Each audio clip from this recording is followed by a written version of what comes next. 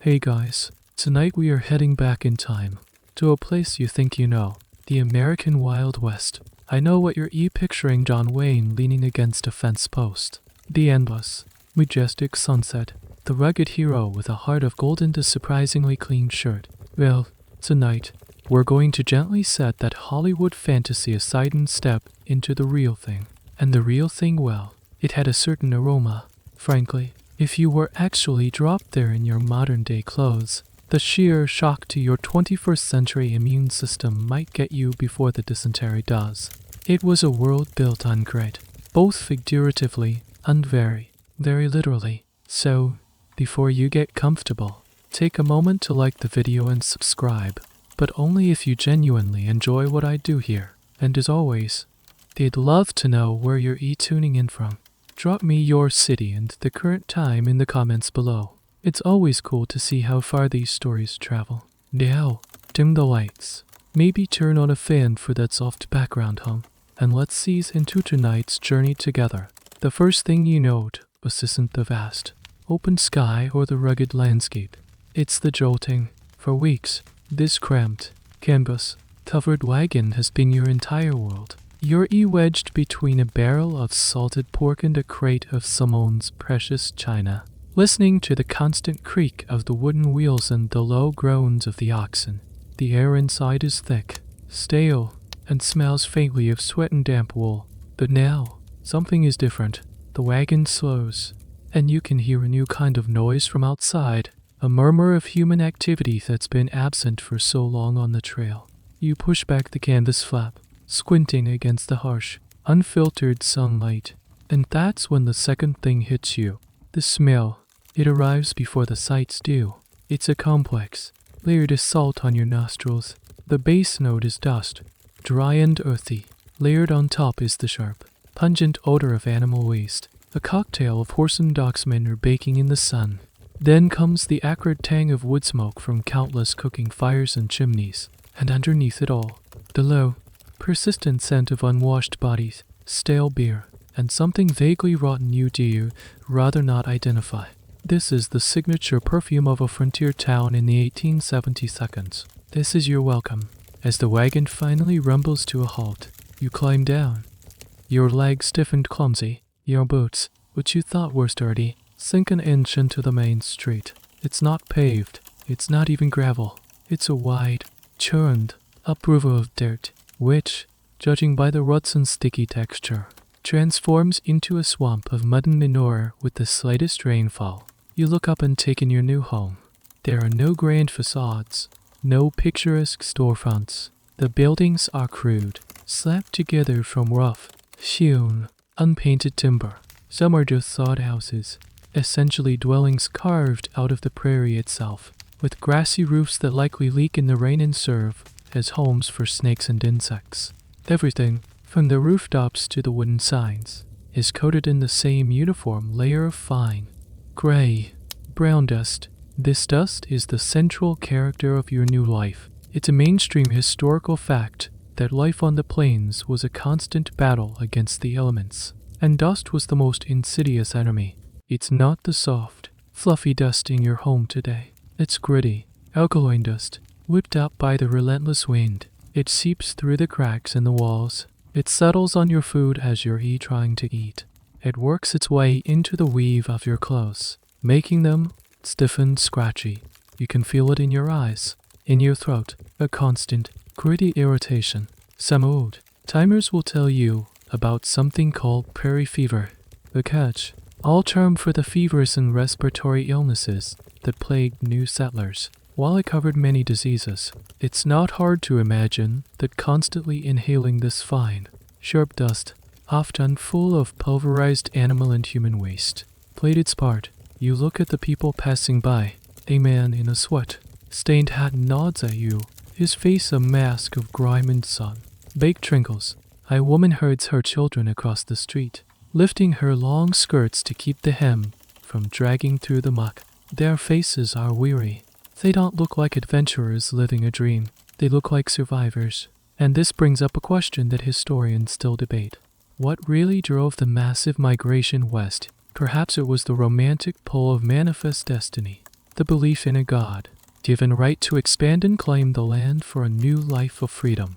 Or maybe it was a more desperate push from the East, people fleeing poverty, debt, the rigid social structures, or even the law.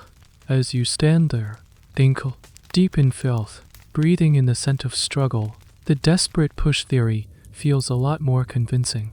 You weren't pulled here by a beautiful dream. You simply arrived at the starting line of a very difficult reality. Your throat feels like sandpaper. The dust you've been breathing hasn't just coated the outside of you. It feels like it's settled deep in your lungs and caked the back of your tongue.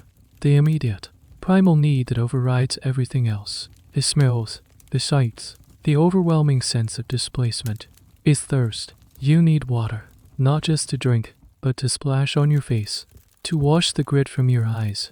You scan the chaotic main street, looking for the one thing that sustains all life and every town. The well. You spot it eventually, not by a sign, but by the small cluster of people near the center of town. A communal hand pump, made of heavy cast iron, stands over a shallow, stone-lined well. The wooden platform around it is dark with spilt water, churned into a slick, treacherous mud by dozens of boots. This, you'll soon learn, is the town's social hub. It's where news is exchanged, gossip is whispered, and diseases are shared with democratic equality. You join the short line, clutching the tin bucket you were given from the wagon. The woman in front of you finishes pumping, her bucket full of a sloshing, brownish liquid. It's your turn. You grab the cold, heavy iron handle and begin to pump. It's a workout. The handle is stiff, and it groans in protest with each upward and downward stroke. Finally, water gushes from the spout, but it's not the clear, sparkling stuff of your imagination. It's cloudy, opaque, and carries tiny specks of something. You try not to look too closely. You fill your bucket, the water splashing over the rim and onto your boots, adding to the mud. The water has a faint, metallic smell, an odor of deep earthen rust. This is a central, unavoidable truth of your new life. Clean water is a fantasy. The town's well is likely shallow, drawing from the same groundwater table that everything else seeps into. The local graveyard is probably just up the hill.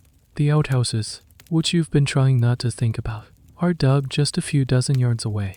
The concept of germ theory, while gaining ground with scientists back east and in Europe, is treated as bizarre, abstract nonsense out here on the frontier. The connection between the filth that seeps into the ground and the sickness that sweeps through the town isn't fully understood by the general populace. They might talk of bad air or miasma, but they wouldn't think twice about digging a latrine 50 feet from their water source. As you stand there, contemplating the swirling contents of your bucket, you see something peculiar. A little ways out from the town, a man is walking slowly, methodically, holding a forked willow branch in front of him. This is your first encounter with a water witch, or a dowser. This is one of those wonderfully strange, niche practices of the era. In a land where water was life, finding a reliable source to dig a new well was a high-stakes gamble. So, people turned to these specialists who claimed they could feel the presence of underground water through a stick. They'd hold the forked branch, and when they walked over a subterranean stream, the end of the stick would mysteriously dip or twitch. It is a matter of debate whether it was a genuine, unexplained skill, or just a bit of theater built on a keen understanding of landscapes and subtle geological clues. To you, it looks like magic, but to the settlers, it was a practical, if not entirely scientific, solution to a life or death problem. You carry your heavy bucket back towards the lane. To that will serve as your temporary lodging. The weight of the water, combined with the mud on your boots, makes every step at shore. You think about the journey here, the rivers and streams you crossed. You remember seeing animal carcasses lying near the banks, and you recall that the wagon train often made camp just downstream, from where the livestock were watered and relieved themselves. Everyone drank that water, too. This brings up a question that occupies historians to this day. How aware were people of the danger? Was it a complete lack of knowledge, a sort of blissful Fatal ignorance, where they genuinely believed the water was fine. Or was it a calculated risk born of sheer desperation? The understanding that the water might be bad, but the certainty that not drinking it would be fatal. The academic world is divided. Some argue for widespread ignorance, while others contend that people had a basic, instinctual understanding of what was good and bad water. But in the harsh reality of the West, they rarely had a choice. Back in your room, you set the bucket down. After a few minutes, some of the sediment settles to the bottom, but the water remains a cloudy gray. Someone suggests you can purify it by dropping a reed, hot nail into the bucket, or by adding a shot of whiskey. Neither, of course, does anything to kill the invisible bacteria teeming within. You have to drink. You dip a tin cup into the bucket, trying to skim from the top. You lift it to your lips, close your eyes, and drink. It's not refreshing. It's lukewarm, and it tastes exactly like it smells, of dirt, rust, and vague, organic mystery. You can feel a fine layer of silt coating your tongue. This is it. This is the taste of survival on the frontier. And you realize, with a sinking feeling, that this life-giving substance might also be the very thing that tries to kill you. With a stomach full of questionable water, your next task is to find your lodging. You've been promised a place to stay, and you follow a grizzled man to a structure on the edge of town. He gestures towards it with a grunt. This, he indicates, is your new home. Don't expect a quaint log cabin. What you're looking at is a soddy, the sod house. It's one of the most iconic and misunderstood dwellings of the American plains. From a distance, it almost blends into the prairie. The walls are made of thick, rectangular bricks cut directly from the earth. These aren't just mud bricks. They are bricks of prairie sod, held together by a dense, tangled mat of grass roots. This was the ultimate form of frontier recycling. In a land with few trees, settlers used the one resource they had in abundance, the ground itself. The roof is a series of wooden rafters, if you're lucky, covered with more sod, grass, cider. In the spring, it might even sprout wildflowers, which sounds charming until you realize it also means it's full of earth, insects, and probably isn't waterproof. You duck your head to enter through the low doorway, which is just a rough wooden plank on leather hinges. The air inside is cool, damp, and smells strongly of earth, like a freshly dug root cellar. It takes a moment for your eyes to adjust to the gloom. There's only one window, a small square opening that might have a greased paper pane instead of glass, casting a dim, yellow light. The floor is packed earth, hard and cold under your boots. The walls aren't smooth. You can see the layers of sod, and bits of dirt and dried grass roots poke out. You run a hand along the wall, and a cascade of dry soil crumbles to the floor. This is where the reality of sod house living begins to sink in. Your primary roommates are not human. This is a mainstream historical fact. These homes were ecosystems unto themselves. The thick earthen walls and roof were a paradise for insects, spiders, mice, and, most alarmingly, snakes. They would burrow into the sod, seeking warmth and shelter. It was common for residents to wake up to a snake slithering along a ceiling rafter, or find a family of mice nesting in their bedding. One of the constant sounds inside a soddy was the gentle, sifting sound of dirt and debris falling from the ceiling. Settlers would often stretch a piece of cheesecloth or canvas, called the bragging cloth, under the rafters to catch the worst of the fallout. But it was a losing battle. A little bit of the outdoors was always coming inside. You spot your bed. It's a simple wooden frame with ropes stretched across it, supporting a mattress. But this isn't a mattress as you know it. It's a large sack, a tick, stuffed with whatever was available. Dried grass, corn husks, or straw. It's lumpy, wrestles loudly with every movement, and is an open invitation for every bug in the house to join you for a warm night's sleep. As you press down on it, a small cloud of dust and tiny insect bits puffs out. This brings us to a weirdly specific and quirky detail of frontier life. Bed bug remedies. Lacking modern pesticides, settlers developed a host of folk solutions. A common practice was to douse the bed frame and ropes with kerosene or turpentine if you could get it. Others swore by smearing the bed legs with lard or placing them in cans of water to create a moat that the crawling insects couldn't cross. The most desperate would sprinkle a powder called pyrethrum, made from crushed chrysanthemums, into their bedding. None of these were foolproof, and the battle against bedbugs, lice, and fleas was a nightly one.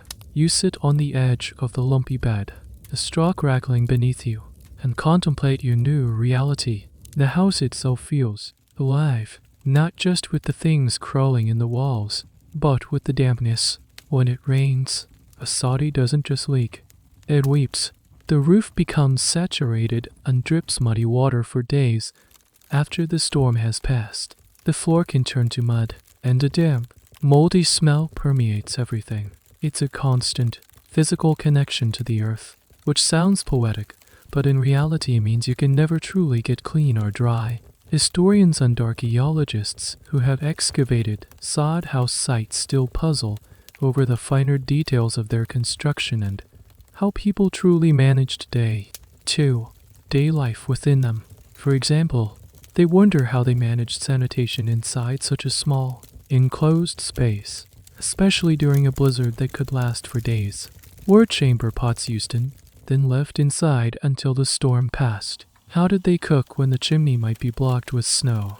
We can make educated guesses based on artifacts found, bits of pottery, rusted stove parts, but the full, sensory experience of being trapped in a damp, dirt, wild, one-room house with your entire family and a menagerie of critters for a week straight is something we can only imagine. The debate isn't about if it was hard, but about the specific, ingenious, and sometimes desperate ways people innovated just to stay sane. You look around the small, dark room. This isn't a temporary stop. For many, this was it. This was the dream of a new life, built brick by earth and brick. It's a testament to human resilience. Absolutely. But as you lie back on the rustling straw and feel a small clump of dirt fall on your forehead from the ceiling, you realize that resilience came at the cost of every modern comfort you've ever known, starting with the simple luxury of a clean, dry, pest-free place to sleep. The prairie wind whips around your little sod house, a constant, mournful whistle that seems to seep through the very walls. Night is falling, and a new, urgent need arises, one that has been politely ignored since your arrival. You need a toilet. You scan the bleak landscape around your dwelling, but you see no small, moon-crusted shed, no familiar outhouse structure. You have to ask. The gruff man who showed you the house, a neighbor of sorts, just points vaguely behind the dwelling. Pick a spot, he says, without a hint of irony. In the earliest days of settlement, or in more isolated homesteads, a designated outhouse was a luxury. The restroom was simply the great outdoors. You were expected to walk a modest distance from the house, find a bush or a dip in the terrain, and take care of business. The concept of toilet paper is a distant dream. Instead, you'd use what nature provided. Smooth stones, leaves, carefully selected to avoid poison ivy. The lure, most commonly, the corncob. The corncob was a surprisingly popular and effective tool for the job, which is a sentence you probably never expected to hear. But you're in a town, albeit a primitive one. There must be a more organized system. You venture out and soon find it. The town privy, or outhouse. It stands a few dozen yards behind the main row of buildings. The solitary, ramshackle wooden shack leaning slightly to one side. As you get closer, the smell confirms its purpose long before you reach the door, which hangs askew on one hinge. This isn't a private, single, family unit. It's a communal facility, serving a good portion of the town's residents and all its transient visitors. You push open the door, and the smell intensifies tenfold. A thick, light, watering miasma of ammonia and decay that catches in the back of your throat. Inside, it's dark. The only light comes from the cracks in the wooden walls and a crescent moon carved into the door. A classic touch. The toilet is a simple wooden bench with one or more holes cut into it. Below the holes is a pit, a dark, yawning abyss of collective human waste. There is no water, no flush, no sanitation system. The pit is dug, used until it's nearly full, and then the outhouse is either moved to a new pit, or the old one is simply covered with dirt and a new one is dug nearby. This brings us to a mainstream historical point about frontier towns. They were often built on top of their own trash and waste. The ground beneath your feet is likely riddled with these old, abandoned privy pits. Archaeologists love excavating these sites because they are accidental time capsules. People drop things down those holes all the time. Coins, buttons, small bottles, even guns. Digging up an old outhouse pit is a treasure trove for understanding the daily lives, diets, and habits of the people who live there. The things they lost offer a direct, unfiltered glimpse into their world. You notice something buzzing. The air inside the privy is thick with flies, not just a few, but a veritable swarm, crawling over every surface and creating a constant low hum. They rise in a buzzing cloud as you move. These aren't just an annoyance. They are a major vector for disease. They travel gleefully from the filth of the pit to the uncovered food in the saloon kitchen, to the sugar bowl in someone's home, to the rim of your drinking cup. They are a primary reason why diseases like dysentery, typhoid, and cholera could sweep through a town with such devastating speed. And now for a bizarre and slightly unsettling tidbit of privy lore. The fear of black damp.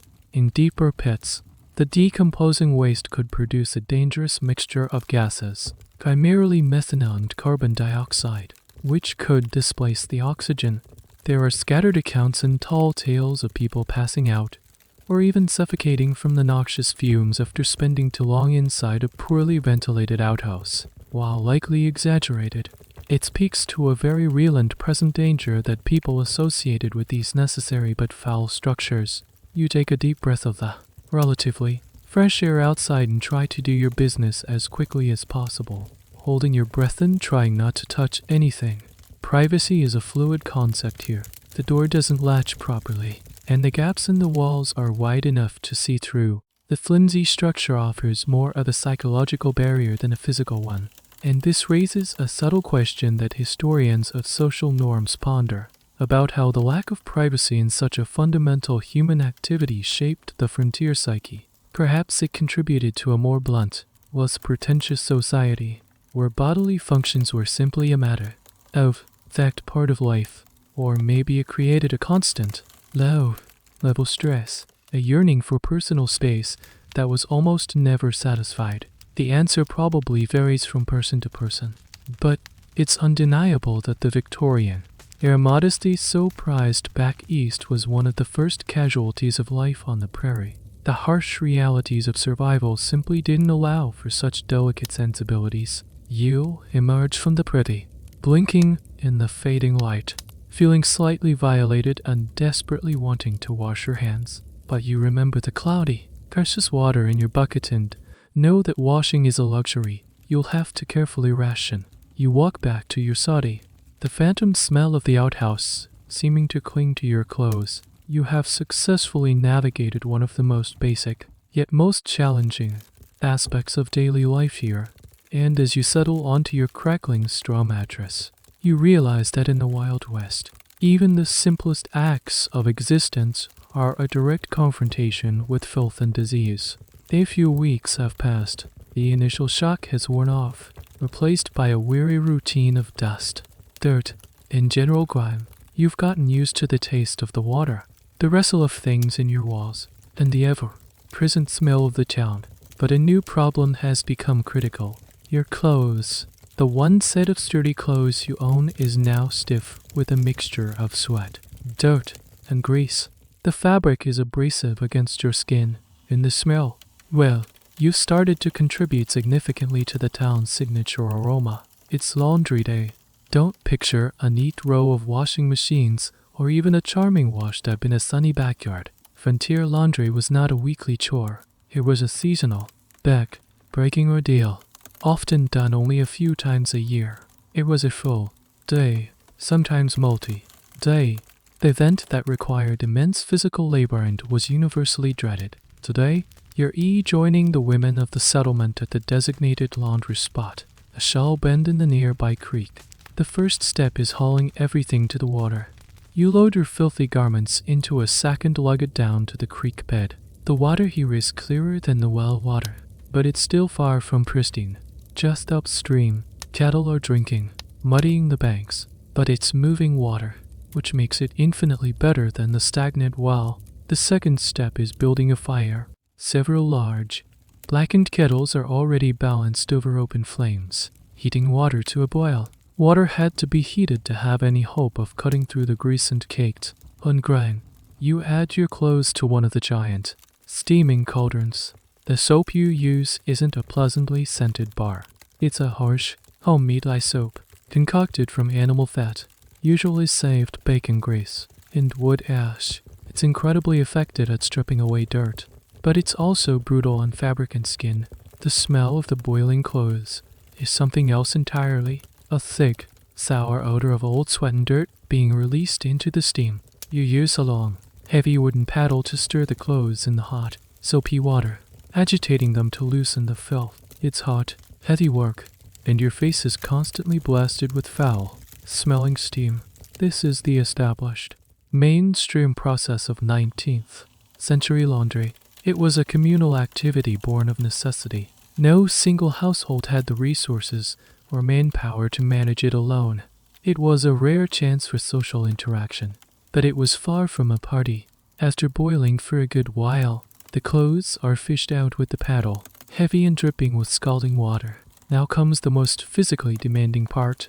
You haul the wet clothes to a flat rock at the water's edge and beat them. Literally, you use a heavy wooden paddle or a smooth rock to pound the fabric, forcing the dirt and soapy water out. Then, you drag them through the creek water to rinse them. The cold water a shock after the steam of the kettle. This process, boiling, beating, rinsing, is repeated until the water runs reasonably clear. Now for a peculiar, almost counter-intuitive laundry hack of the era, the use of blowing. After the final rinse, you might add a small amount of a blue liquid to the water. This wasn't a cleaner, it was a dye. The lye soap tended to give white fabrics a yellowish, dingy cast over time. The bluing added a trace amount of blue dye, like Prussian blue or ultramarine, to the fabric, which counteracted the yellow and made the whites appear brighter to the human eye. It was a purely optical illusion, a clever trick to make clothes look cleaner than they actually were, without any additional cleaning power. Finally, the exhausted laundering party has to dry the clothes.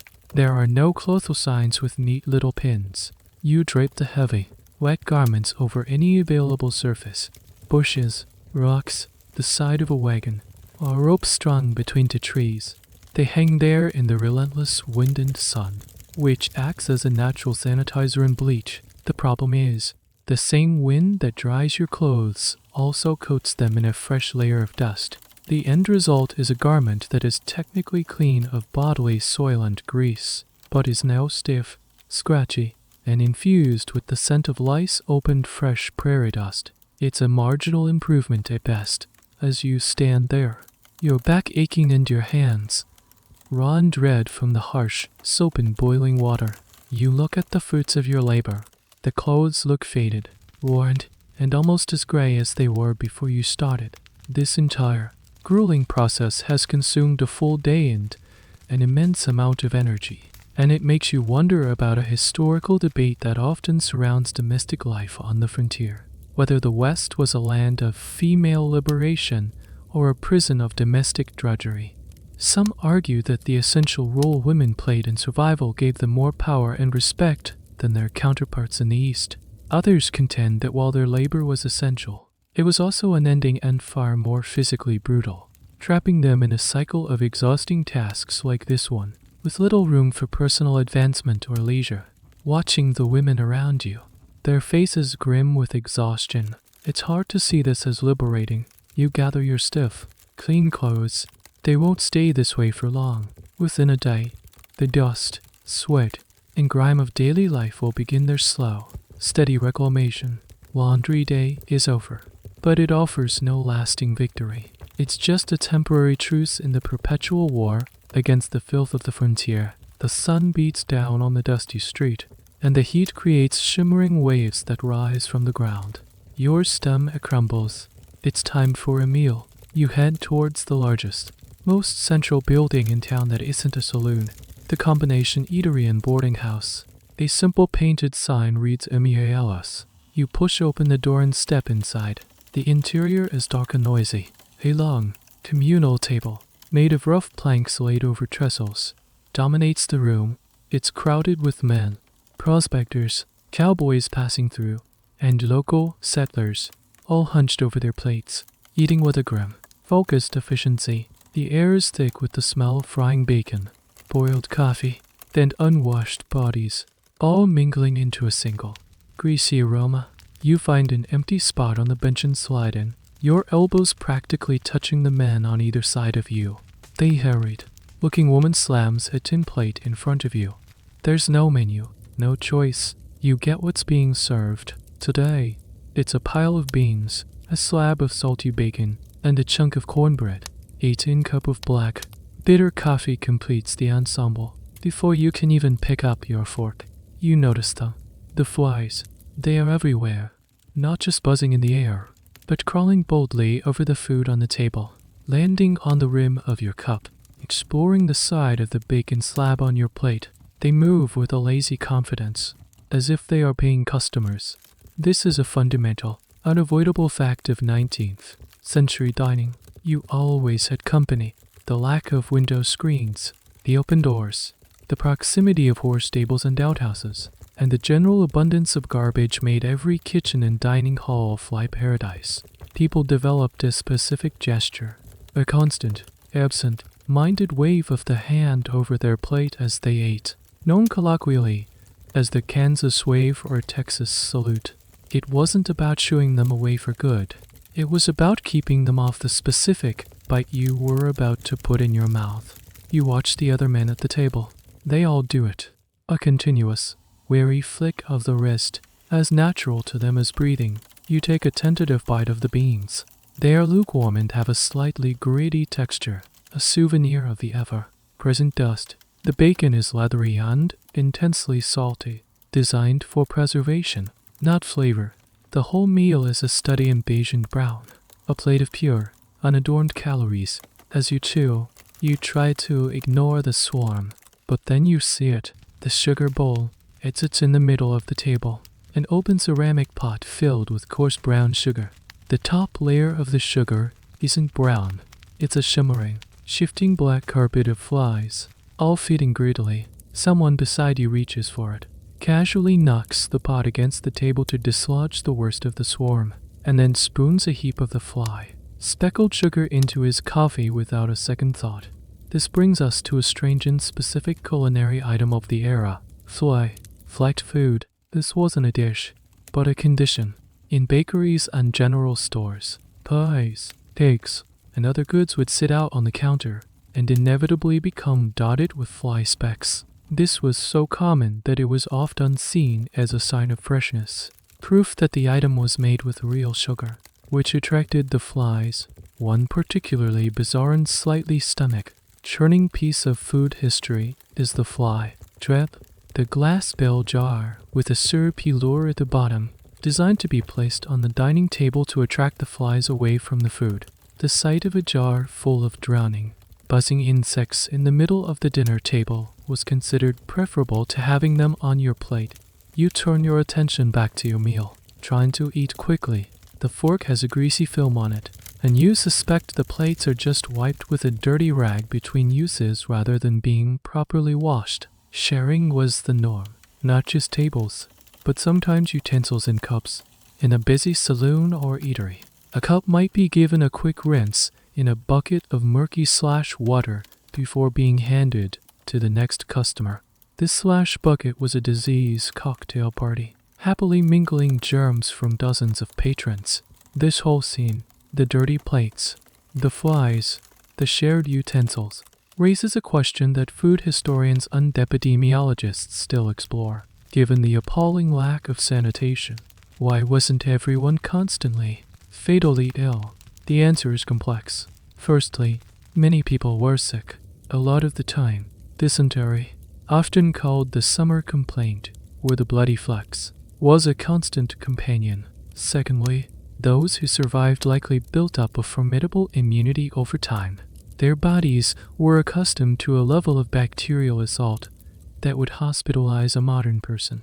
And finally, the food itself was often cooked into oblivion. The long boiling of beans and the hard frying of salted meat killed off many, but not all, of the dangerous pathogens. Some historians argue that the heavy reliance on alcohol, particularly whiskey, might have inadvertently helped by killing some bacteria, though its primary role was anesthetic and recreational. The debate enters on whether survival was due to a robust constitution, dumb luck, or these unintentional sanitizing practices. You finish your last bite of gritty cornbread, gulp down the bitter coffee, and stand up to leave, your own Kansas wave having become second nature over the course of the meal.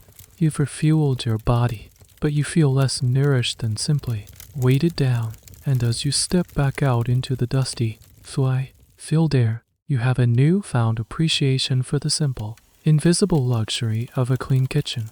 The sun is low in the sky, casting long shadows across the dusty main street. The day is done, and with it comes the ritual of cleaning up before bed. You're back in your soddy, the earthy smell of familiar welcome. In the corners stands your most prized possession in the war against grime, a small, chipped ceramic basin and a matching pitcher. This is your sink, your shower, and your washing machine, all in one. Tonight's agenda, a full wash. You take the pitcher and head to the water barrel outside your door. The water inside is what's left over from your trip to the well this morning. It's been sitting all day, and a fine layer of dust and a few unlucky insects float on the surface. You carefully skim them off with your hand before filling the pitcher with the lukewarm, cloudy liquid. Back inside, you pour the water into the basin. It fills it less than halfway. This single basin of water has to accomplish everything. This is the standard, documented personal hygiene routine of the 19th century frontier. Water was too precious and to labor intensive to procure for something as frivolous as a full bath or a running water wash. The basin and pitcher method was a carefully choreographed sequence designed for maximum efficiency with minimal resources. It was a dance of conservation. First, the face. You cup some water in your hands and splash it on your face. It's not refreshing. It's just wet, but it loosens the top layer of dust. You use a small, rough piece of cloth, not quite a towel, more of a multi-purpose rag, to scrub away the day's grime. The water in the basin immediately turns a shade darker, a muddy gray. Next, you dip the corner of the rag back into the now dirty water and wash your hands and arms. The water becomes darker still. Now, for the really intimate parts. This is where the true economy of the basin comes into play. You would continue this process, moving down the body, using the same small amount of progressively dirtier water to clean your torso, your feet, and everything in between. By the end, the water in the basin is an opaque, sludgy brown, a liquid record of your day's filth. The idea of soap being used for this daily ritual is hit, or miss. That harsh lye soap was reserved for heavy, duty laundry, not skin. If you were lucky, you might have a small, precious piece of milder soap, but for many, a scrub with a rough cloth and dirty water was the extent of their washing. After the body, the basin's water still has work to do. It might be used to rinse out a pair of socks or a handkerchief. Or, if you're a man, it's time to shave. You'd use a straight razor, strapping it on a leather strap hanging from the wall. The shaving cream would be a lather worked up from a small piece of soap, or sometimes just a wet cloth. You'd use the murky water in the basin to rinse the razor, adding bits of stubble to the already rich stew. Looking into a small, cracked piece of mirror, you'd carefully scrape the razor across your skin, a process requiring a steady hand and a high tolerance for nicks and cuts. This brings us to a wonderfully specific and odd piece of grooming history, the mustache cup. In the latter half of the 19th century, elaborate mustaches were all the rage. The drinking tea or coffee posed a problem. It would stain the carefully waxed and styled facial hair. So, the mustache cup was invented. It was a regular teacup with a small, crescent, shaped ceramic guard built across the top. You would drink from the opening in the guard, which would protect your glorious mustache from the hot beverage. It was a tiny, ingenious piece of Victorian era vanity that found its way even to the dusty frontier, a small pocket of refined absurdity in a world of grime. Finally, the water has one last purpose: oral hygiene. You dip a finger into the sludge and rub it across your teeth and gums. Or, if you're more sophisticated, you might have a tooth stick, a small twig, often willow or birch, with the end chewed to a fibrous brush. You'd dip this into the water, maybe with a bit of salt or soot for abrasive action, and scrub your teeth. The concept of minty, fresh breath is centuries away. The goal is simply to dislodge the larger food particles. Historians studying skeletal remains from this period have a clear view of the consequences. While cavities were less common due to the low sugar diet, gum disease and tooth loss were rampant. The constant, low-grade infections in people's mouths were a major source of pain and systemic health problems. This whole process leaves you questioning the very definition of clean. You haven't truly removed the dirt. You've just rearranged it. You've smeared a thin, diluted layer of filth more evenly across your body. The academic debate here isn't about the method, which is well documented, but about the mindset. Did people using this method feel clean afterward? Did the ritual itself, the act of washing, provide a psychological sense of cleanliness and order even if the physical result was questionable? Or was it just a grim, joyless task they performed out of habit and a desire to not feel utterly disgusting? It's likely a mix of both. A ritual that provided a small measure of control and civility in a world that was constantly trying to overwhelm you with its untamed nature. You take the basin of dark, foul, smelling water and fling it out the door into the night. The water is gone, but the grime feels like it's still there, a permanent part of your skin. You are, by frontier standards, clean, but you know, deep down, that you'll never be truly clean again. You've completed your nightly ritual of rearranging the dirt on your body and now you're ready for the final act of the day, sleep. You extinguish your candle or oil lamp, plunging the soddy into near total darkness. The only light is the faint starlight filtering through the single, greasy, taper window. You crawl onto your wrestling, straw-filled mattress, pull the coarse-wool blanket up to your chin, and wait for unconsciousness to claim you.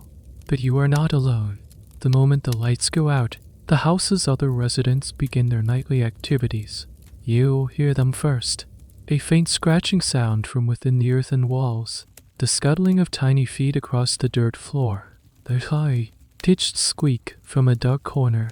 My sorry given, they are your constant, unwelcome companions, drawn in by the warmth and the hope of finding a stray crumb of cornbread. They are a nuisance, but they are the least of your worries. The real torment begins when you try to sleep.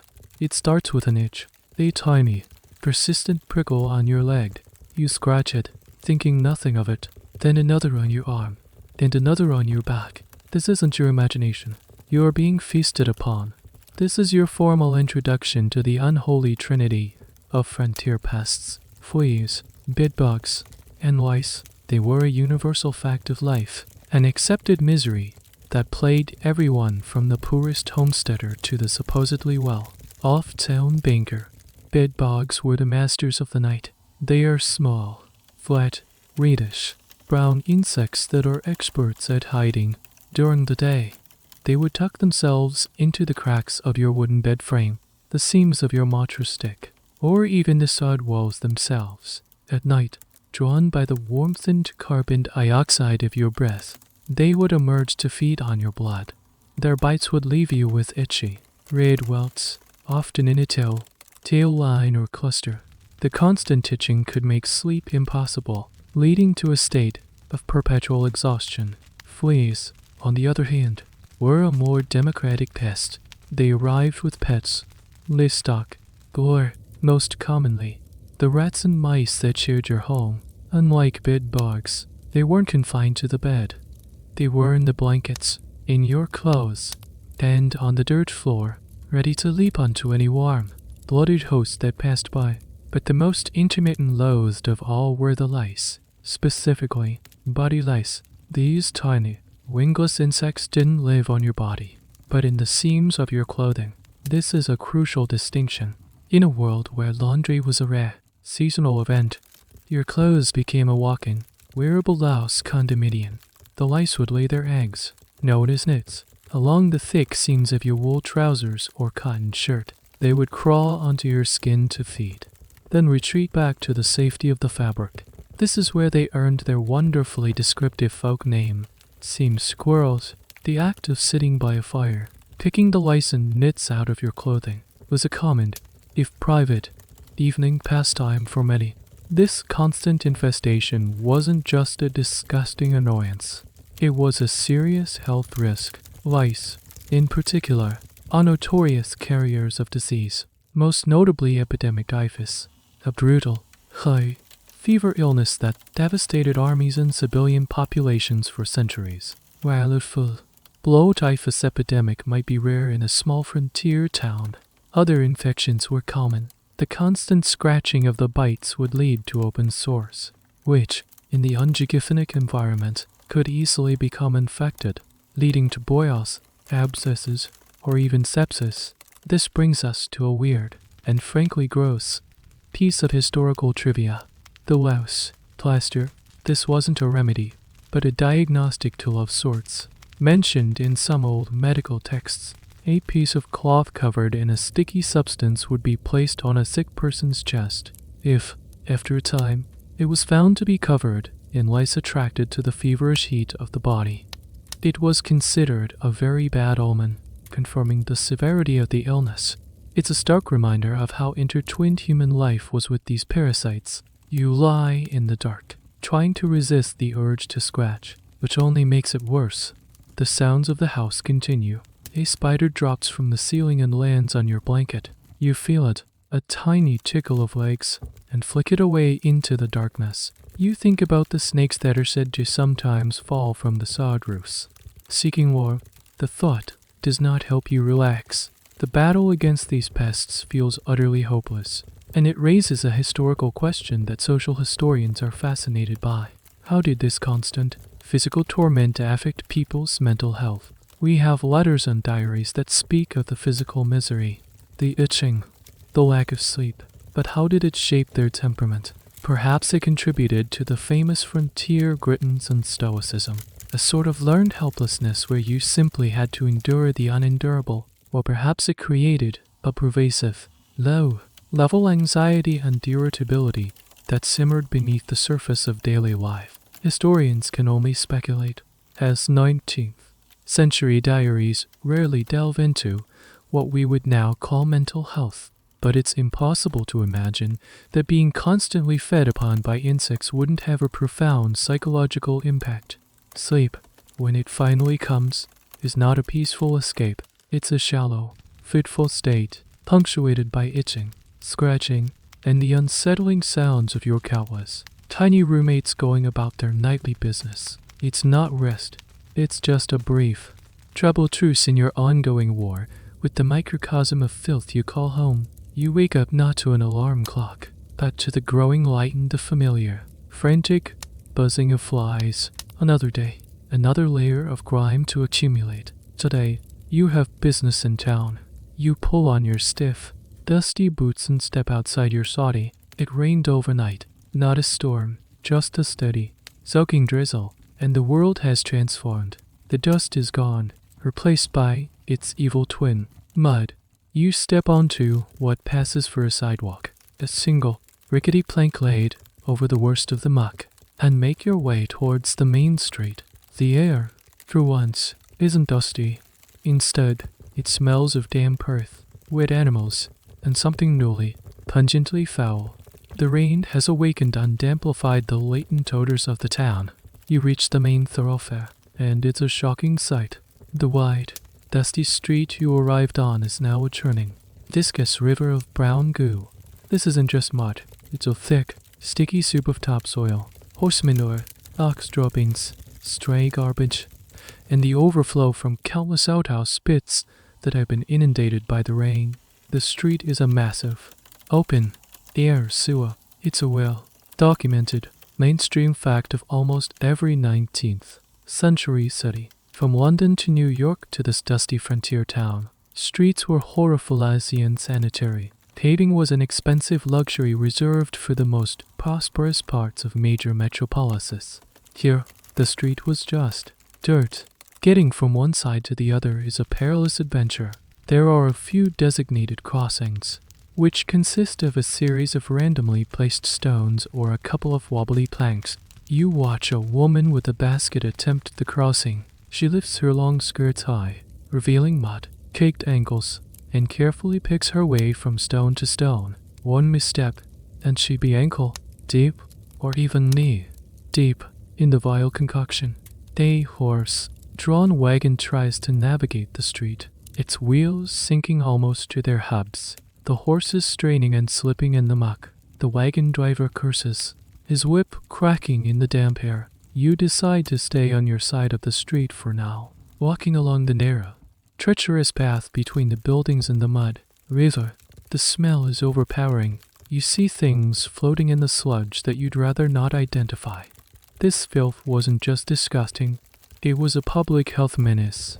The mud would dry, the contaminated waste within it would turn to dust, and the wind would then whip this aerosolized filth into the air, to be breathed in by everyone. It was a perfect, self-perpetuating cycle of disease transmission. Now for a strange and specific piece of urban frontier history. The street sweeper. Don't picture a modern, mechanized vehicle. In larger towns, a street sweeper was a man, often a boy, whose job it was to try and clear a path across the muck for paying pedestrians. They were called crossing sweepers or mudlarks. For a small fee, they would sweep a narrow channel through the worst of the filth with a crude broom, allowing a well-dressed lady or gentleman to cross without soiling their shoes. It was a miserable, low-status job, but it was one of the earliest, most primitive forms of urban sanitation management. In a small town like this, however, you're on your own. You finally reach your destination, the general store.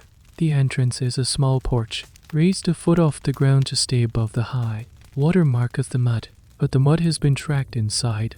The wooden floorboards are coated in a slick, gritty layer of it.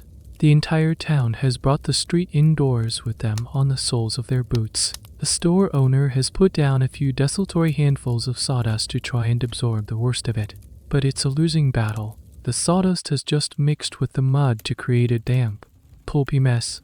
This ubiquitous mud creates a historical puzzle that urban planners and historians still consider. The obsession with long skirts for women in such an impractical environment, the fashionable silhouette of the era, even on the frontier, demanded floor-length dresses. These garments were impossible to keep clean. The hems would drag through the muck, soaking up filth and moisture. They became heavy, smelly, and were a walking repository for germs. Some historians argue it was a powerful symbol of status. The ability to afford and maintain such impractical clothing signaled you weren't a common laborer. Others suggest it was simply the powerful inertia of fashion, a cultural norm so strong that not even the appalling conditions of a frontier street could break it.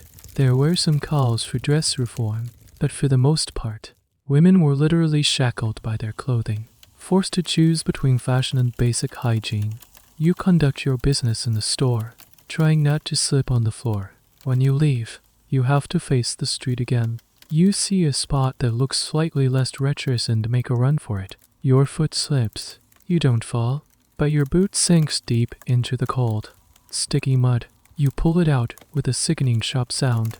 It's now encased in a heavy, foul-smelling boot of genuine frontier filth. You spend the next few minutes scraping it off on a wooden step, but you know it's a futile effort.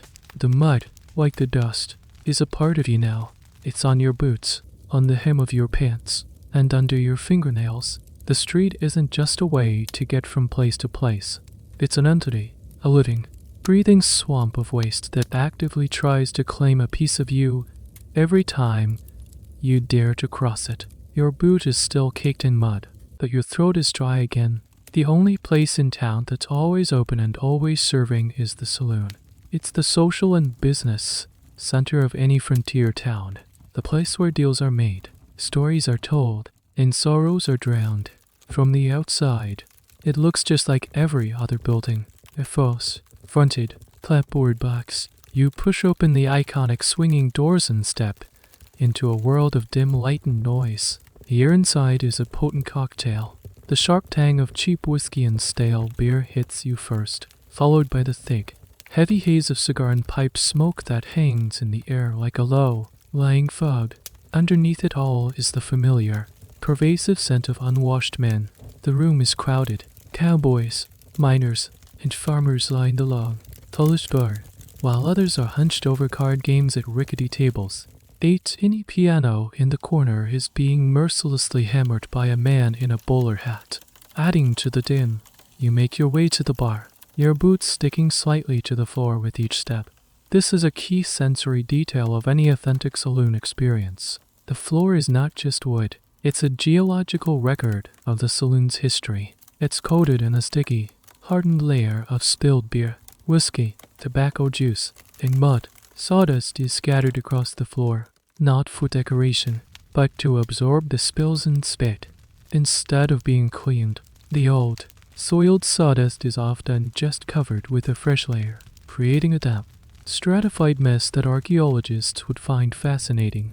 You order a beer. The bartender, a large man with an impressive mustache and a stained apron, grabs a thick glass mug from under the counter. He doesn't wash it. He gives it a quick, perfunctory dunk in a tub of murky water at his side, the dreaded slash bucket you've heard about, and slushes the excess water onto the floor. He then fills it from a wooden keg and slides it down the bar to you. The beer is warm, flat, and has a slightly sour taste. You try not to think about how many other mouths have been on this mug today. This practice of communal or poorly washed glasses is a well-documented historical fact and a major reason why saloons were hotbeds of disease, particularly tuberculosis, which was often called consumption. The Mycobacterium tuberculosis bacterium could easily survive in the damp residue of a beer mug, passing from a sick patron to a healthy one with the next order. Sharing a drink in a saloon wasn't just a social act. It was a game of bacteriological roulette.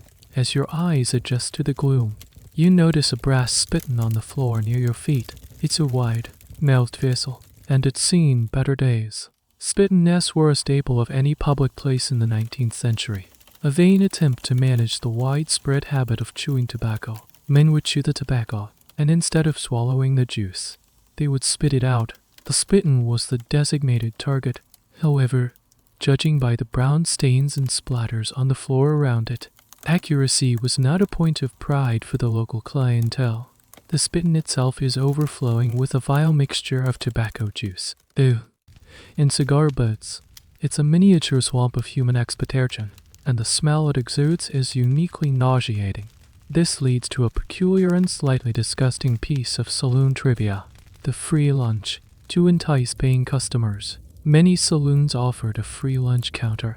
It sounds like a great deal, but the food was designed with one purpose in mind: to make you thirsty. The offerings were almost always incredibly salty: salted fish, pretzels, pickles, heavily salted crackers, and bowls of rock salt for patrons to lick. The idea was that you'd eat the free, salty food, which would then compel you to buy more expensive beer and whiskey to quench your raging thirst. It was a brilliant, if dehydrating, business model.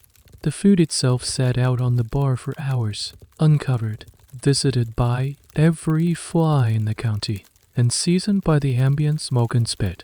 You take a cautious sip of your warm beer, trying to ignore the sticky floor and the overflowing spittoon. You look around at the faces of the men. They are loud, boisterous, and seem completely at home in this environment. This was their escape, their sanctuary, and it raises a question that social historians debate about the true function of the saloon in the West. Perhaps it was merely a den of vice, a place of drunkenness and violence, as the temperance movement claimed, or maybe it was a vital, almost essential, social institution in a land defined by isolation and hardship. For a lonely farmer or a cowboy who had spent months on the trail with only cattle for company, The saloon was a place of human connection, warmth, and community. It was a place to feel like part of something, even if that something was sticky, smelly, and profoundly unhygienic. You decide you've had enough of the atmosphere. You leave half of your beer on the bar, the taste of it still coating your tongue. You push back through the swinging doors and out into the street. The air outside, which you previously found so foul, now seems almost fresh and clean by comparison. The saloon was a microcosm of the West itself, a place of rough community and desperate escapism, all built on a foundation of casual, accepted filth. Your foray into the saloon has left a bad taste in your mouth. Quite literally, you need to procure some actual, edible food for your larder back at the Saudi. Your destination is the heart of the town's commerce, the place that sells everything from flour and beans to nails and trousers. The general store. You push open the door, a small bell jangling overhead, and step into a cavern of organized chaos. The air inside is a rich, complex tapestry of smells. There's the clean, sharp scent of new textiles, the earthy aroma of potatoes and onions, the sweet smell of molasses, and the metallic tang of hardware, all overlaid with the ever-present dust. The store is crammed from floor to ceiling with goods. Barrels line the walls, sacks of flour and sugar are stacked high, and shelves are bowed under the weight of canned goods, patent medicines, and tools. It's a hoarder's paradise and a neat freak's nightmare. You grab a basket and begin your shopping. Your first stop is the staple of any frontier diet, flour. The flour isn't in a neat, sealed paper bag. It's in a massive, open, topped wooden barrel. You scoop the amount you need into a cloth sack you brought with you. As you dig the scoop in, you notice the top layer is slightly discolored and has a few mysterious dark specks in it. You try to tell yourself it's just dirt. This method of bulk, open, container sales was the standard for almost everything. A mainstream historical point is that pre-packaged, individually sold goods were a rarity until the very end of the 19th century. Sugar, salt, coffee beans, dried beans, rice, crackers. It was all kept in open barrels or bins. Customers would scoop out what they needed. This system was efficient, but it was a hygiene catastrophe. As you move through the store, you begin to see the evidence. The cracker barrel has a layer of dust on top, and you're sure you see a few insect legs mixed in. The pickle barrel, a large wooden cask filled with brine and floating pickles, has a slimy film on the surface of the liquid. Customers would reach in with a communal and likely unwashed pair of tongues, or sometimes just their bare hands, to grab a pickle. You look at the large wheel of cheese sitting on the counter. It's covered by a glass dome, which seems promising, until you see the half-dozen flies trapped inside, crawling happily over the oily surface. This is where you encounter a particularly weird and unsettling reality of frontier food shopping: the animal infestation. These open barrels of food were an irresistible buffet for pests. Weevils in the flour were so common that they were often just accepted as part of the product. Recipes from the era sometimes included instructions to sift the flour to remove the livestock before baking. But the real problem was the mice and rats. At night, when the store was dark and quiet, they would have the run of the place. They would climb into the barrels, feast on the contents, and leave behind their droppings. The shopkeeper might skim off the top layer in the morning, but what was hidden beneath was anyone's guess. There are numerous anecdotal accounts from the period of people finding desiccated mice at the bottom of a flour sack or a sugar barrel. It was a disgusting, but not entirely surprising, discovery. You need some dried apples. You find the barrel, and as you're scooping them out, you notice a strange, faint stickiness to them. The shopkeeper, a man with a friendly but weary face, sees you looking. A little molasses spill, he says with a shrug. Adds flavor. You're not convinced. The truth is, many shopkeepers on the frontier operated on a thin margin. They couldn't afford to throw anything out. Food that was slightly spoiled, contaminated, or past its prime was oft unsold anyway. A common trick was to use strong, smelling spices, like cloves or cinnamon, to mask the scent of meat that was starting to turn. The concept of caveat emptor, let the buyer beware, was the unwritten law of the land. The lack of regulation and the realities of the supply chain raise a question that food historians are still untangling. How much of this contamination was accidental and unavoidable, versus how much was deliberate deception?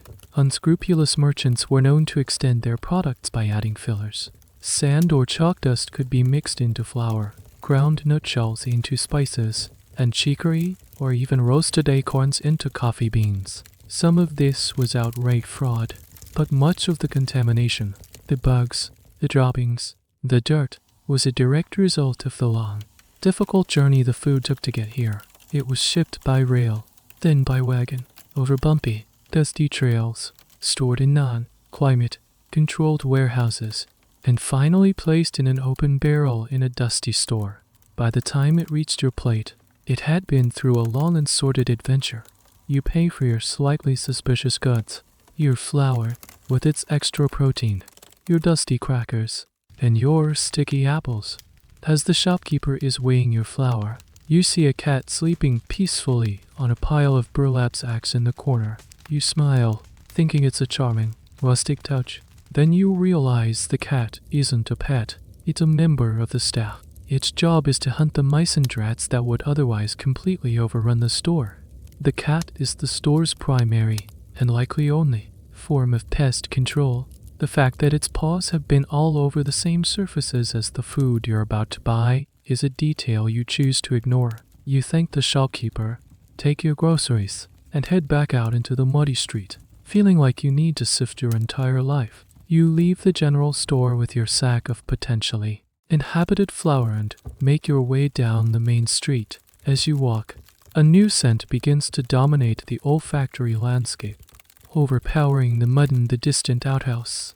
It's a thick, pungent, and deeply organic smell. It's the unmistakable aroma of a large quantity of animals living in close quarters. You're approaching the town's livery stable and blacksmith shop, the engine room of the frontier. The livery is a large, barn-like structure. Its wide doors open to the street. It's the equivalent of the town's gas station, parking garage, and rental car service all rolled into one. Travelers would board their horses here. Locals would keep their mounts here, and you could hire a fresh horse or a buggy for a journey. The ground in and around the stable is a churned out morass of mud and, more significantly, manure. Piles of it are shoveled into small mountains behind the building, waiting to be hauled away by some enterprising farmer for fertilizer. These manure mountains were a standard feature of any 19th century town, breeding grounds for flies and releasing a potent ammonia smell into the air. As you pass the entrance, the smell intensifies. It's the scent of horse sweat, hay, leather, and hot metal from the adjacent blacksmith forge. This is a well-established historical reality. The 19th century was powered by horses, and the infrastructure to support them was a massive and smelly part of every urban landscape. A single horse produces up to 30 pounds of manure and several gallons of urine per day. Multiply that by the dozens of horses passing through a busy town, and you have an environmental crisis on a scale that's hard to imagine today. The Great Horseman or Crisis of 1894 was a real event, where urban planners in cities like London and New York seriously predicted that the streets would soon be buried under 9 feet of manure. The automobile was seen not as a polluter, but as an environmental savior. You peek inside the stable. It's dark and filled with the sound of horses snorting and stamping their hooves in their stalls. The floor is a thick layer of straw, but it's dark and sodden with urine and droppings. A stable boy is lazily mucking out a stall, his pitchfork moving with a slow, practiced rhythm. The air is so thick with ammonia that it stings your eyes. This airborne ammonia, a byproduct of decomposing urine, was a constant respiratory irritant for both the animals and the humans who worked with them. Next to the stable is the blacksmith's forge. The rhythmic clang, clang, clang of a hammer on an anvil is the town's heartbeat. You see the blacksmith, a man with arms like tree trunks, his face and clothes stained with soot, pulling a glowing orange horseshoe from the fiery forge. Sparks fly as he hammers it into shape.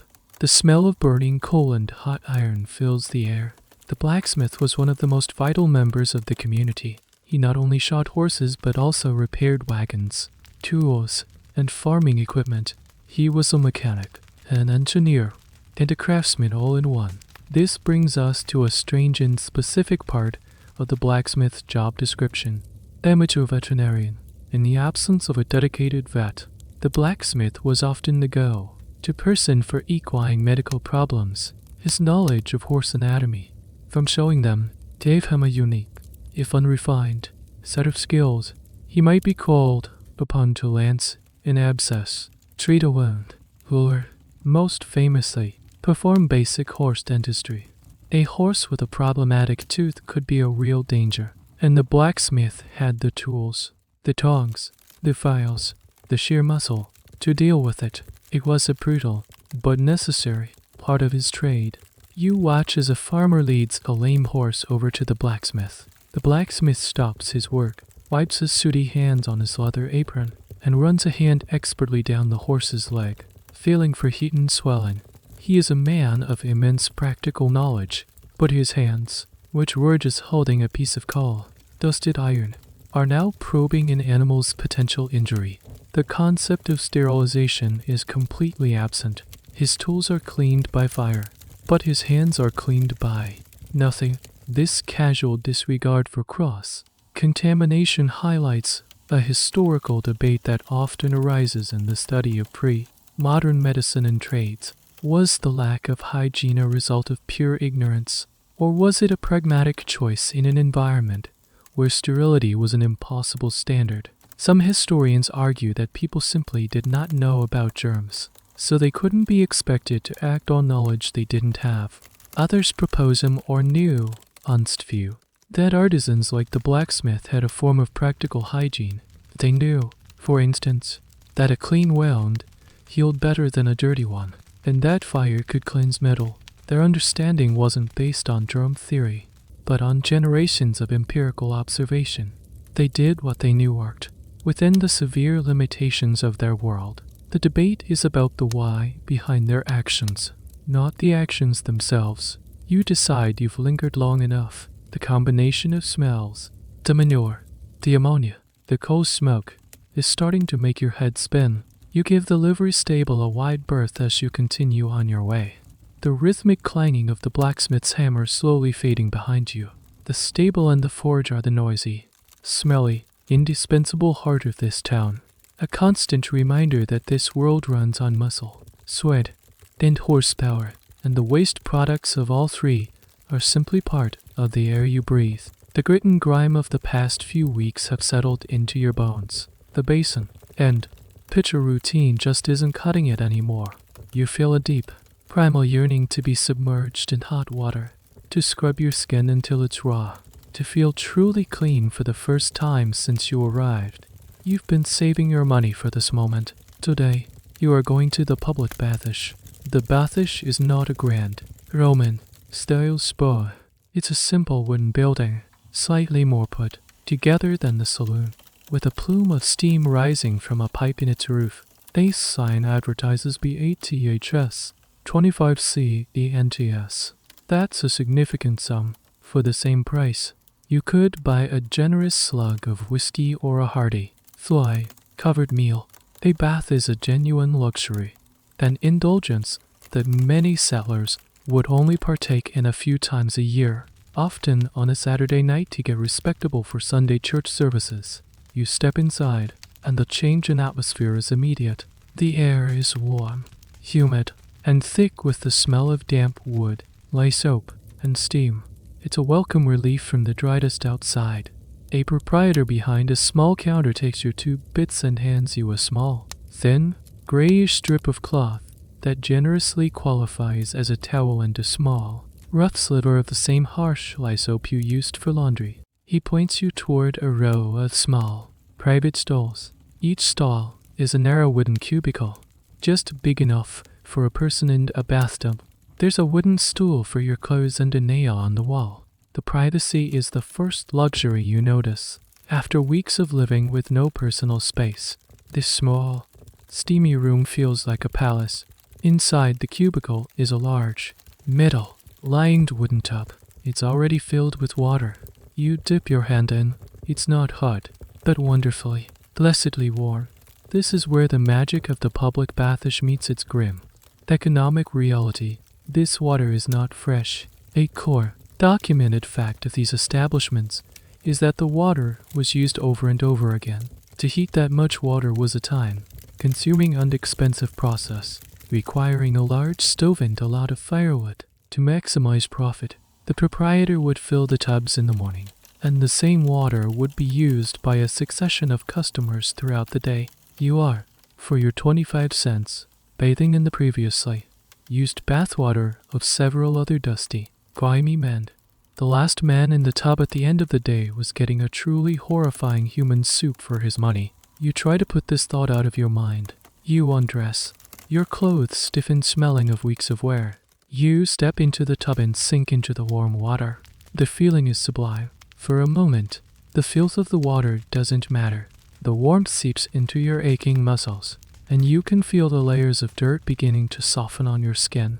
You take the sliver of lye soap and begin to scrub. The soap is harsh and stings, but it lathers. You scrub your skin with the rough towel. Rag, watching in horrified fascination as the water around you turns a dark, murky brown. You are literally sitting in a tub of your own filth, and the filth of others. This leads to a peculiar bit of bath etiquette and lore. The first bath advantage. Regulars knew to get to the bath surely in the day.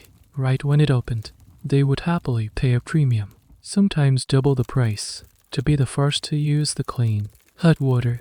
Being first bather was a significant status symbol. Everyone else got the communal stew. Some slightly more upscale bathhouses might offer a top off with a bucket of hot water for an extra fee, but a full water change between customers was almost unheard of outside of luxurious city hotels. You soak for as long as you dare, until the water begins to cool. You can see a greasy film floating on the surface, a testament to the accumulated grime of you and anonymous bathing predecessors. It's time to get out. You stand up, dripping gray water, and use your small, inadequate towel to dry yourself. It mostly just pushes the dirty water around. Still, you feel cleaner, lighter. Your skin is pink and dry from the scrubbing, but the oppressive, sticky feeling of being permanently dirty is gone, at least for a while. The practice of communal bathing, in one form or another, raises a historical question that medical historians still explore. Whether these public baths did more harm than good. On one hand, they offered a level of full body cleaning that was otherwise impossible, potentially washing away harmful bacteria and parasites like lice. On the other hand, the shared, stagnant water was a perfect breeding ground for other pathogens. Skin infections, fungal diseases, and other waterborne ailments could be easily transmitted from one bather to the next. Historians are divided on the net public health benefit. Some argue that any form of bathing was better than none, while others contend that these establishments were little more than disease exchanges, offering the illusion of cleanliness while spreading infection. The truth is likely somewhere in the middle, and it probably depended heavily on what number customer you were that day. You put on your filthy clothes, which feels like a profound betrayal of your newly scrubbed skin. The brief sensation of cleanliness is immediately compromised. You step out of your private cubicle, back into the steamy main room, and then out the door into the dusty world. You feel transformed, but you know it's a fleeting victory.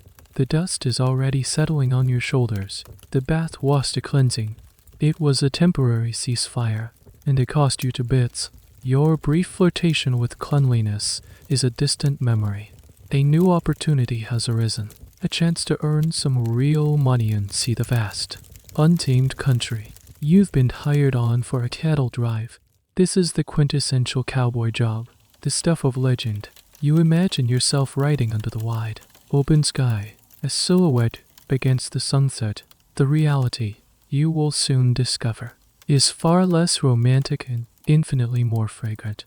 The first order of business is your uniform.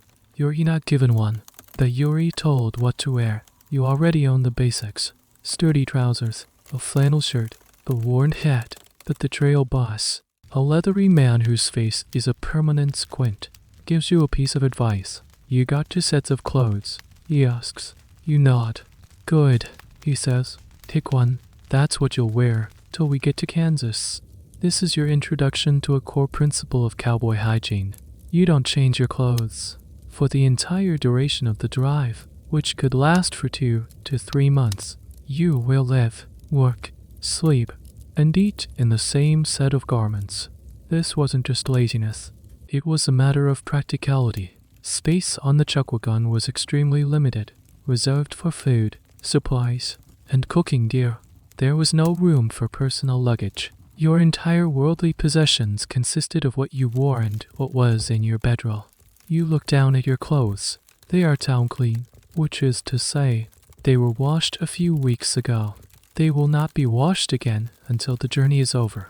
Day after day, they will absorb sweat, dust from the trail, grease from the campfire, and the occasional splash of, well, whatever you encounter. The fabric will become stiff, caked with a laminate of organic material. Your own personal scent will evolve from human to something more complex and earthy, a rich bouquet of hard work and neglect. This is a mainstream historical fact, often glossed over in the movies. The iconic image of the cowboy is one of rugged individualism, but it was also one of profound filth. The very nature of their work, 14 to 18 hours a day in the saddle, surrounded by thousands of cattle, made cleanliness an impossible fantasy. Yuri assigned a horse and saddle. The saddle is a heavy, complex piece of equipment, and it smells deeply of leather and horse sweat. This will be your office and, in many ways, your home for the next few months. You swing yourself up, the leather creaking in protest. The doctor begins. The first thing you notice is the dust. It's not the passive dust of the town. It's an active, churning cloud kicked up by thousands of hooves. It coats everything, getting into your eyes, your nose, your mouth. It mixes with your sweat to create a fine, gritty paste on your skin. Now for a wonderfully specific and odd piece of cowboy gear, the bandana. You've seen it in movies. A jaunty, decorative accessory tied around the neck. But it was one of the most practical and multi-functional tools a cowboy had. Its primary purpose was to be pulled up over the nose and mouth to act as a dust filter, a primitive but essential respirator when riding at the back of the herd. In the thickest part of the dust cloud, but its uses were endless. It was a towel to wipe away sweat, a pot holder to grab a hot coffee pot, a bandage for a cut, a tourniquet for a snake bite, a washcloth if you were lucky enough to find water, and even a blindfold for a nervous horse. The cowboy's bandana was the Swiss Army knife of textiles, and it was likely the most frequently, though still rarely, washed item he owned. You ride for hours, the sun beating down, the dust cloud a constant companion. Your skin becomes raw in the places where your sweat, soaked, dirt, caked clothes rub against it. This chafing, particularly on the inner thighs from the saddle, was a constant source of misery known as saddle sores. It could become so severe that it would be difficult to walk, let alone ride. The lifestyle of a cowboy raises a fascinating historical question about identity. Was the cowboy's notorious disregard for hygiene a product of his environment, or did it become a part of his identity? The badge of honor. Some historians argue that it was purely circumstantial. They were dirty because their job made them dirty, but others suggest it evolved into a cultural trait. Cleanliness, fancy clothes, and bathing were associated with the soft life of the towns in the East. The cowboy's grime was a physical manifestation of his rugged, masculine, and anti-establishment persona. To be trail worn was to be authentic. A clean cowboy might even be viewed with suspicion. The debate centers on whether the filth was a condition they endured or a statement they made. As the sun begins to set, the herd is brought to a stop for the night. You swing your leg over the saddle, your entire body aching. You don't get to wash. You don't get to change. You simply move from one task to the next. You tether your horse, grab your bedroll, and find a spot of open ground. You are coated in a thick layer of someone else's real estate. Your clothes are already starting to feel like cardboard. and your journey has just begun. The romantic myth of the cowboy is already starting to crumble, replaced by a much higher, smellier, and more exhausting reality. The sun has dipped below the horizon, painting the sky in brilliant strokes of orange and purple. The air cools quickly on the open prairie. The long, grueling day in the saddle is over, but your work is not. The smell of wood smoke and brewing coffee draws you towards the social and nutritional center of the entire cattle drive, the Chequagon. The Chequagon is a marvel of frontier engineering, a kitchen and pantry on wheels. It's a standard farm wagon, heavily modified by the trail cook, who is, without question, the second most important person on the drive after the trail boss. At the back of the wagon is the chuck box, a large cabinet with a hinged lid that drops down to form a workspace. Inside are drawers and shelves holding spices, flour, coffee, and other staples. The barrel of water is lashed to the side, and a kuni, a cowhide sling underneath the wagon, carries firewood or dried cow patties. Very cool. For the fire, you join the other cowboys, who are gathering in a loose circle around the campfire. The cook, a notoriously cranky but highly respected figure often nicknamed Cookie, is busy at work. He moves with an economy of motion, a master of his chaotic, open, their domain. You watch him prepare the evening meal. The menu is simple and repetitive. It's almost always beans, bacon, biscuits, and coffee. Yori handed your dinnerware. It consists of a single tin plate, a tin cup, and a fork, spoon combo. These are your personal items for the duration of the drive, and their cleanliness is your responsibility. Washing them, however, is a loose term. After you finish eating, the standard procedure is to take your plate to the rec pan, a greasy tub of hot water near the fire. You give your plate a quick swirl in the murky water, wipe it with a communal and universally disgusting soda, and then you're done. Often, cowboys would skip this step entirely, simply wiping their plate clean with a piece of biscuit or scouring it with a handful of sand, then rinsing it with a splash of coffee. This brings us to a well-documented and central fact of trail life. The food was basic, but it was everything. Cowboys burned an immense number of calories each day, and the Chequagon meal was the fuel that kept them going. The quality of the cook could make or break a drive's morale. The food itself, however, was prepared under conditions that would horrify a modern health inspector. The cook's workspace was the dusty ground. He kneaded biscuit dough on the dusty chuck box sled. Flour and bacon grease were his constant companions, and they coated most of his equipment. And, of course, there were the flies, drawn from miles around by the scent of food. As you wait for your turn to be served, you notice the cook's most prized possession, his sourdough starter. This was a living, bubbling pot of fermented flour and water, the mother that was used to leaven the biscuits. It was a strange and quirky piece of culinary science. The cook would guard this starter with his life, keeping it warm near the fire on cold nights. It was a living organism, the sour, yeasty pet that provided the daily bread. A popular tall tale among cowboys was that a good cook's sourdough was so old and potent that the biscuits could rise on their own and float away if you didn't watch them. The flavor of the biscuits was unique to each cook's particular strain of wild yeast, a signature dish of the trail. You get your plate filled with a steaming heap of pinto beans and a few pieces of crispy, salty bacon. You find a spot on the ground, sitting cross-legged, balancing your plate on your knees. The first bite is a revelation. After a day of dust and exhaustion, the simple, hearty food tastes like the finest cuisine you've ever had.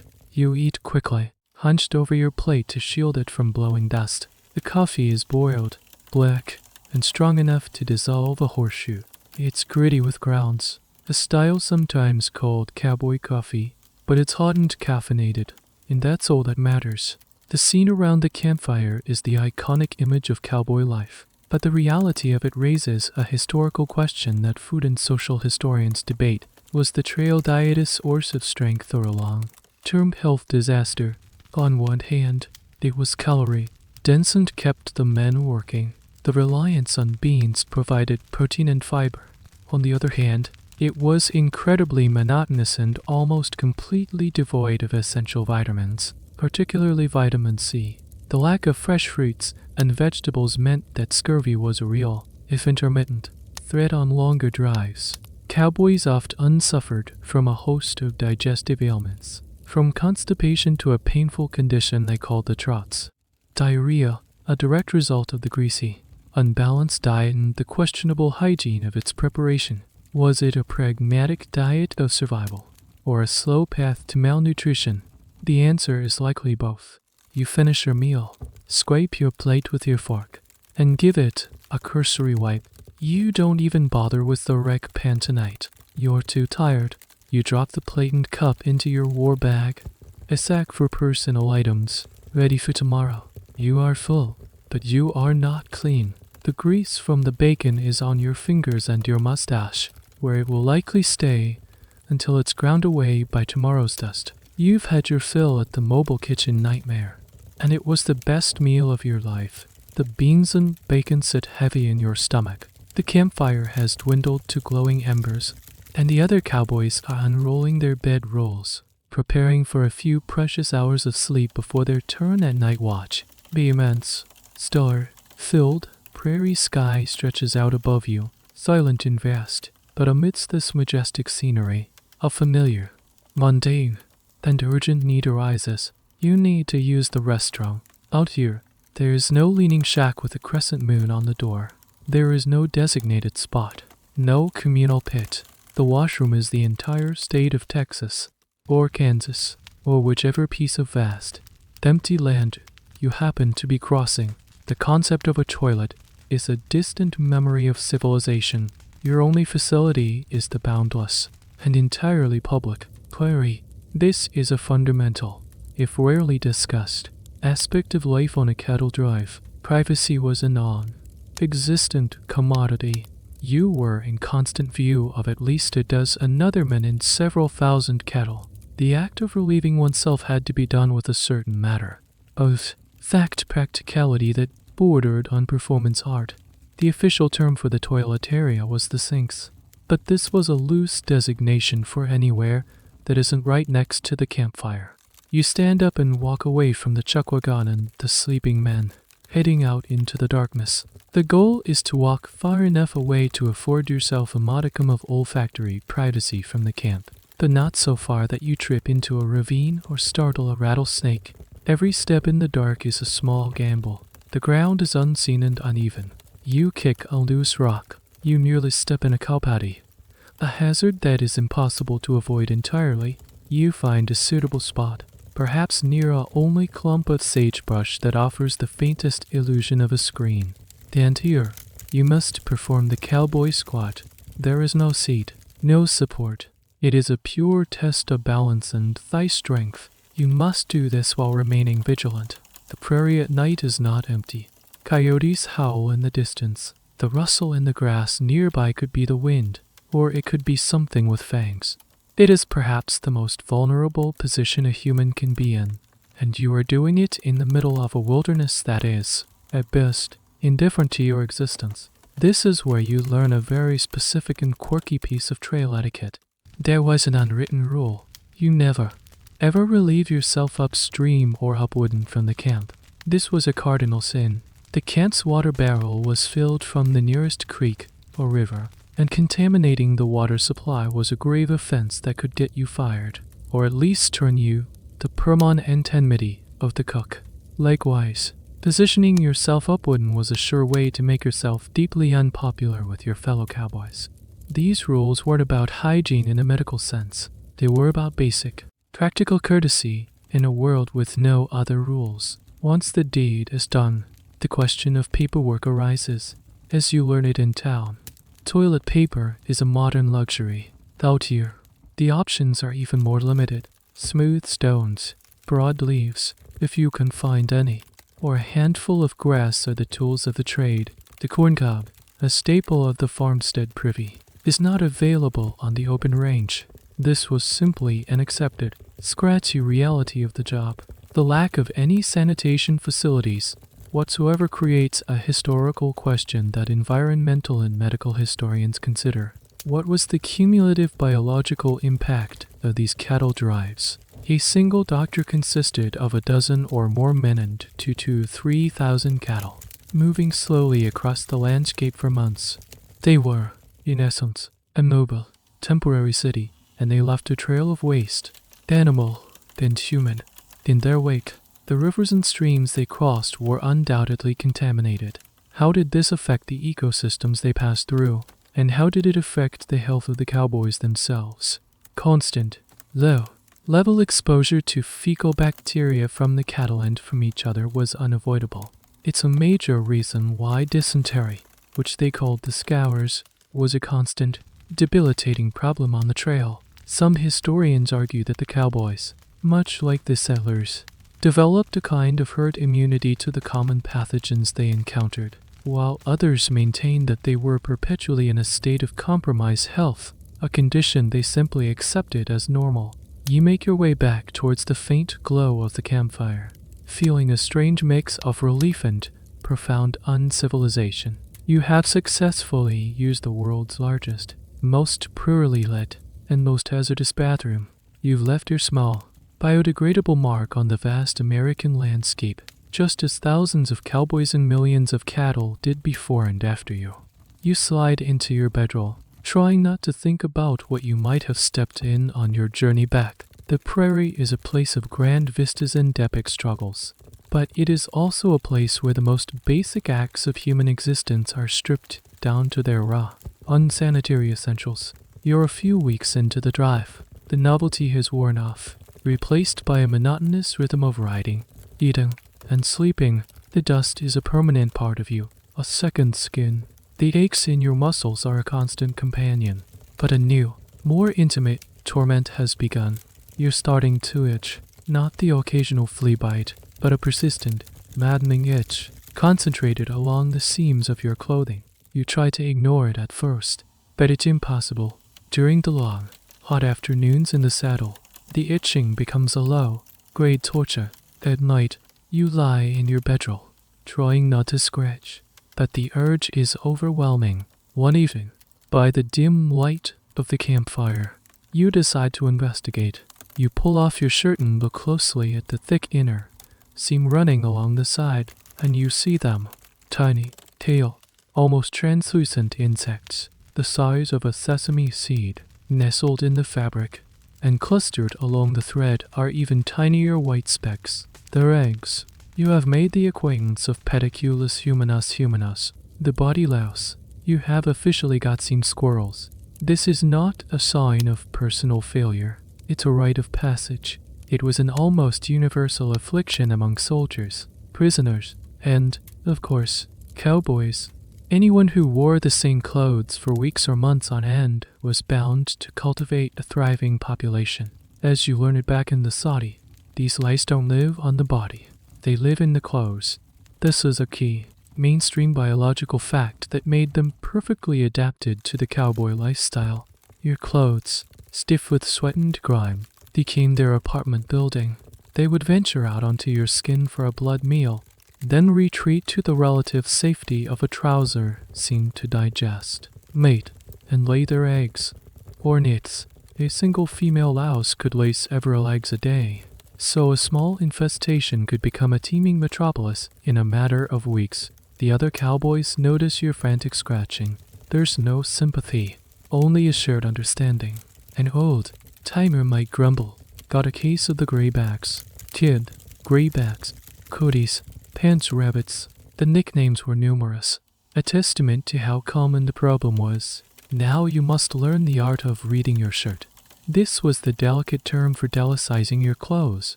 You find a spot a little away from the main group. Some things are still considered private, and you begin. You turn your shirt and trousers inside out and you meticulously pick the lice and nits from the seams. You can crush them between your thumbnails, which makes a satisfying little pop. Or you can flick them into the campfire, where they perish with a tiny sizzle. It's a tedious, disgusting, and ultimately futile task. You can never get them all. This brings us to a weirdly specific and desperate bit of cowboy lore, the boiled clothes method. If an infestation became truly unbearable, A cowboy might beg the cook for permission to use his big cast iron kettle. He would boil his clothes, turning them into a louse, and knit soup. This was the only truly effective way to kill the entire population. However, it was a huge favor to ask. It meant the cook had to empty and clean his kettle, and it used up precious water and firewood. More importantly, it left the cowboy standing around in his long underwear, or less, for hours while his clothes boiled and then slowly dried by the fire. It was a humiliating and impractical process, reserved for only the most extreme cases. Tame or common, though less effective, method was to lay the clothes over a large anthill. The ants, in theory, would swarm the garment and clean it by eating the lice and their eggs. This was a form of frontier biological pest control, a desperate alliance with one insect to fight another. Whether it actually worked is a matter of some debate among historians and entomologists. The constant presence of lice raises a significant historical question about the health of the West. As you know, body lice are the primary vector for epidemic typhus, a deadly disease. So why wasn't the American West decimated by typhus epidemics originating from these chronically infested cowboys? Historians and epidemiologists have several theories. Firstly, the population density was extremely low. The disease couldn't easily jump from one isolated group to another. Secondly, the specific bacterium that causes epidemic typhus, Rickettsia paraguayski, may simply not have been prevalent in the North American louse population at the time. Finally, the open air lifestyle of the cowboy, while filthy, may have ironically protected them. They weren't crammed into the dark, poorly ventilated slums and jails of Europe where typhus thrived. The sun and wind were powerful, if unintentional, sanitary agents. The debate continues, but it seems the cowboys were lucky that their seen squirrels were mostly just a source of misery, not a fatal disease. You finish your grim task of picking through your shirt seam by seam. You've reduced the population, but you know you haven't won the war. You pull the still, filthy, now slightly less infested shirt back on. The itching will return. It's just a part of the uniform. It's the price of admission for this life. You are no longer just a man on a horse. You are a walking, talking, itching ecosystem. A mobile home for 1,000 tiny, blood-sucking companions. Weeks have turned into a month, maybe more. Time blurs into a cycle of sunrises and sunsets. The landscape has been flattened monotonous for days, an endless sea of grass. But today, there's a change on the horizon. A dark, green line shimmering in the distance. A river. The trail boss has been planning for this for days. It's a major river crossing, one of the most dangerous and chaotic events of a cattle drive. For you, however, a different thought sparks in your mind, overriding the sense of dread. The river means water, an immense, glorious, moving body of water. For the first time in weeks, you have the opportunity for something that even the 25-cent bathish couldn't provide, a full body immersion in relatively clean, non-human soup water, a bath. The herd is pushed towards the riverbank. The cattle are nervous, lowing and jostling, smelling the water but hesitant to enter. The cowboys ride up and down the line, shouting, their voices hoarse, forcing the led cattle into the current. Once the first few are in, the rest follow in a panicked, swimming mass. It's a scene of controlled chaos. Your job is to be a point man, helping guide the herd from the front. You urge your horse into the water. The cold shock of it takes your breath away. The river is wide and the current is strong. Your horse begins to swim, its powerful legs churning, its head held high. The water soaks through your stiff, filthy clothes, plastering them to your skin. It seeps into your boots, filling them with cold, gritty river water. This is a key historical moment on any drive, a point of maximum danger. A horse could lose its footing, a steer could turn back and cause a panic, or the whole herd could start to drift downstream in what was called a milling panic, a swirling vortex of cattle that could trap and drown a man and his horse. But as you focus on keeping the cattle moving forward, a part of your brain registers something else. The water is washing you. The river is performing a large, scale version of what happened in that first, primitive laundry session. The current is pulling and tugging at your clothes, rinsing away weeks of accumulated dust and grime. You can feel the stiffness in your trousers begin to soften.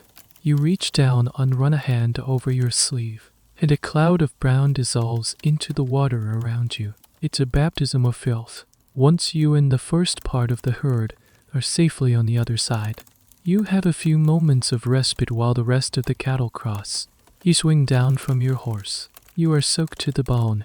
Your clothes are dripping, heavy with water, but you feel cleaner. This is your chance. You wade back into the shallows, away from the churning mud of the cattle crossing. You dunk your head under the water, scrubbing at your hair and scalp with your fingers, washing away the greasy, dusty buildup. It's glorious. This brings up a quirky and practical piece of cowboy ingenuity, the river bath. Cowboys knew these crossings were their only real chance to get clean. It wasn't a formal bath. It was an opportunistic cleansing, done fully clothed, in the middle of a workday. Some might even take a moment to pull off their shirt and give it a frantic scrub in the current before putting the sopping wet garment back on. They had to be quick. There was no time to linger. You stand in the shallows, the cool water swirling around your legs. You look at the river itself. It's a muddy brown, churned up by thousands of hooves, and carrying with it an immense load of silt and cattle waste. It's far from pristine. This was the same water that, just a few miles upstream, another herd might have crossed. It was the same water that wild animals drank from and died in. It was cleaner than your body, but it was by no means clean. And this raises a historical question about the perception of cleanliness. Did the cowboys consider this river crossing a bath? Did they feel psychologically clean afterwards? Or was it just a temporary, physical rinsing? Historians who study the daily life and mentality of the West argue that the concept of clean was entirely relative. In a world where the baseline was incredible filth, any reduction in that filth was perceived as a massive improvement. The river crossing wasn't a bath in the modern sense, but in the context of the trail, it was the equivalent of a spa day. The debate isn't about the objective cleanliness of the water, but about the subjective experience of the person. For a trail-worn cowboy, a muddy river was a luxury. The last of the cattle are scrambling up the far bank. The trail boss is yelling, "It's time to move." You pull yourself from the water, your boots squelching with every step. You swing back into the saddle, your wet clothes clinging uncomfortably to your skin. You will have to ride in these soaking wet clothes for hours, possibly all day, until the sun and wind dry them out. This will inevitably lead to a severe case of chafing. But right now, you don't care. You feel renewed. The oppressive layer of grime has been washed away, replaced by the merely uncomfortable sensation of being soaking wet. You have been baptized in the muddy waters of the prairie, a ritual of filth. Removal that was as practical as it was accidental. For the first time in a long time, the itch is gone. The momentary bliss of your river-born bath has faded. The sun has baked your clothes dry, leaving them stiff and vaguely smelling of river mud. A few days pass in the usual dusty routine. The one morning, you wake up feeling wrung, your throat is scratchy, your head aches, and a wave of chills runs through you despite the morning warmth. You try to shake it off, but by midday, you're feverish. What would be a common cold or a minor flu in the 21st century is, out here, a potentially life-threatening event. You try to hide it at first. Showing weakness is not a celebrated trait on a cattle drive. You ride your shift, your body aching with every jolt of the saddle. But the trail boss has a keen eye for these things. He sees your flushed face, your glassy eyes. He rides up beside you, feels your forehead with the back of a calloused hand, and grunts, "You got the fever." He says, "It's not a diagnosis, it's a statement of fact." This is where you confront the brutal reality of healthcare on the frontier. There is no doctor, there is no clinic, there is no pharmacy. The only medical facility is the chuckwagon, and the only doctor is the cook. This is a mainstream historical fact that is both terrifying and fascinating. The trail cook, by virtue of his position and his custody of the supplies. Often doubled as the camp medic, his medical knowledge was a hodgepodge of folk remedies, old wives' tales, and whatever HED picked up from patent medicine labels. The trail boss tells you to ride in the wagon for the rest of the day. This is not an act of kindness, it's a practical measure. A sick man on a horse can't do his job and is a liability. You climb, weak and dizzy, into the back of the bumpy, jostling chuckwagon. You are now under the care of Cookie. His first course of action is to give you a drink. He mixes a generous slug of whiskey with hot water and maybe a spoonful of molasses. This concoction was the closest thing to a universal remedy on the trail. It didn't cure anything, of course, but the alcohol provided a temporary, dulling effect on the pain and misery. And the hot water was soothing. As you sipped the fiery liquid, Cookie might start rummaging in his medicine chest. This was usually a small wooden box containing a bizarre assortment of supposed cures. You might be given a dose of castor oil, a foul, tasting but potent laxative, on the theory that the sickness needed to be purged from your system. Or you might get a spoonful of quinine, a bitter powder that was genuinely effective against malaria, but was used as a cure, all for any kind of fever. The most common remedies, however, were the patent medicines HED stocked up on before the drive. These came in brightly labeled bottles with grand names promising to cure everything from consumption to nervousness. This brings us to a specific and insidious piece of medical history. The contents of these patent medicines.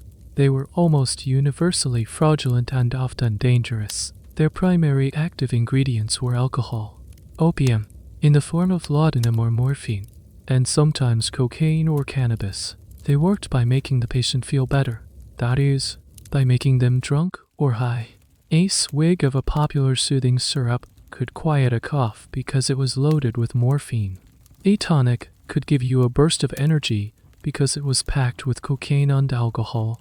You are being cured. You are being sedated. You lie in the back of the wagon, bouncing over the rough terrain, your body aching, your head swimming from the fever and the whiskey. A small cut you got on your hand a few days ago is now red, swollen, and throbbing in this pre-untold, pre-hygiene world. Any break in the skin was an open invitation for infection. A simple cut could lead to cellulitis, sepsis, blood poisoning, or gangrene. The cook might look at it, purse his lips, and apply the only antiseptic he has. More whiskey poured directly onto the wound, or perhaps a plaster made of chewed tobacco, which was thought to have drawing properties. The high mortality rate from seemingly minor ailments raises a historical question that is still debated. What was the greater killer on the frontier? Violence or disease? Hollywood has conditioned us to think of the West as a place of constant shootouts and violent death, but historians and demographers have shown that for every person killed by a bullet or an arrow, many more were killed by invisible enemies. Cholera, dysentery, smallpox, tuberculosis, and infections from minor injuries. The debate is about the scale and proportion.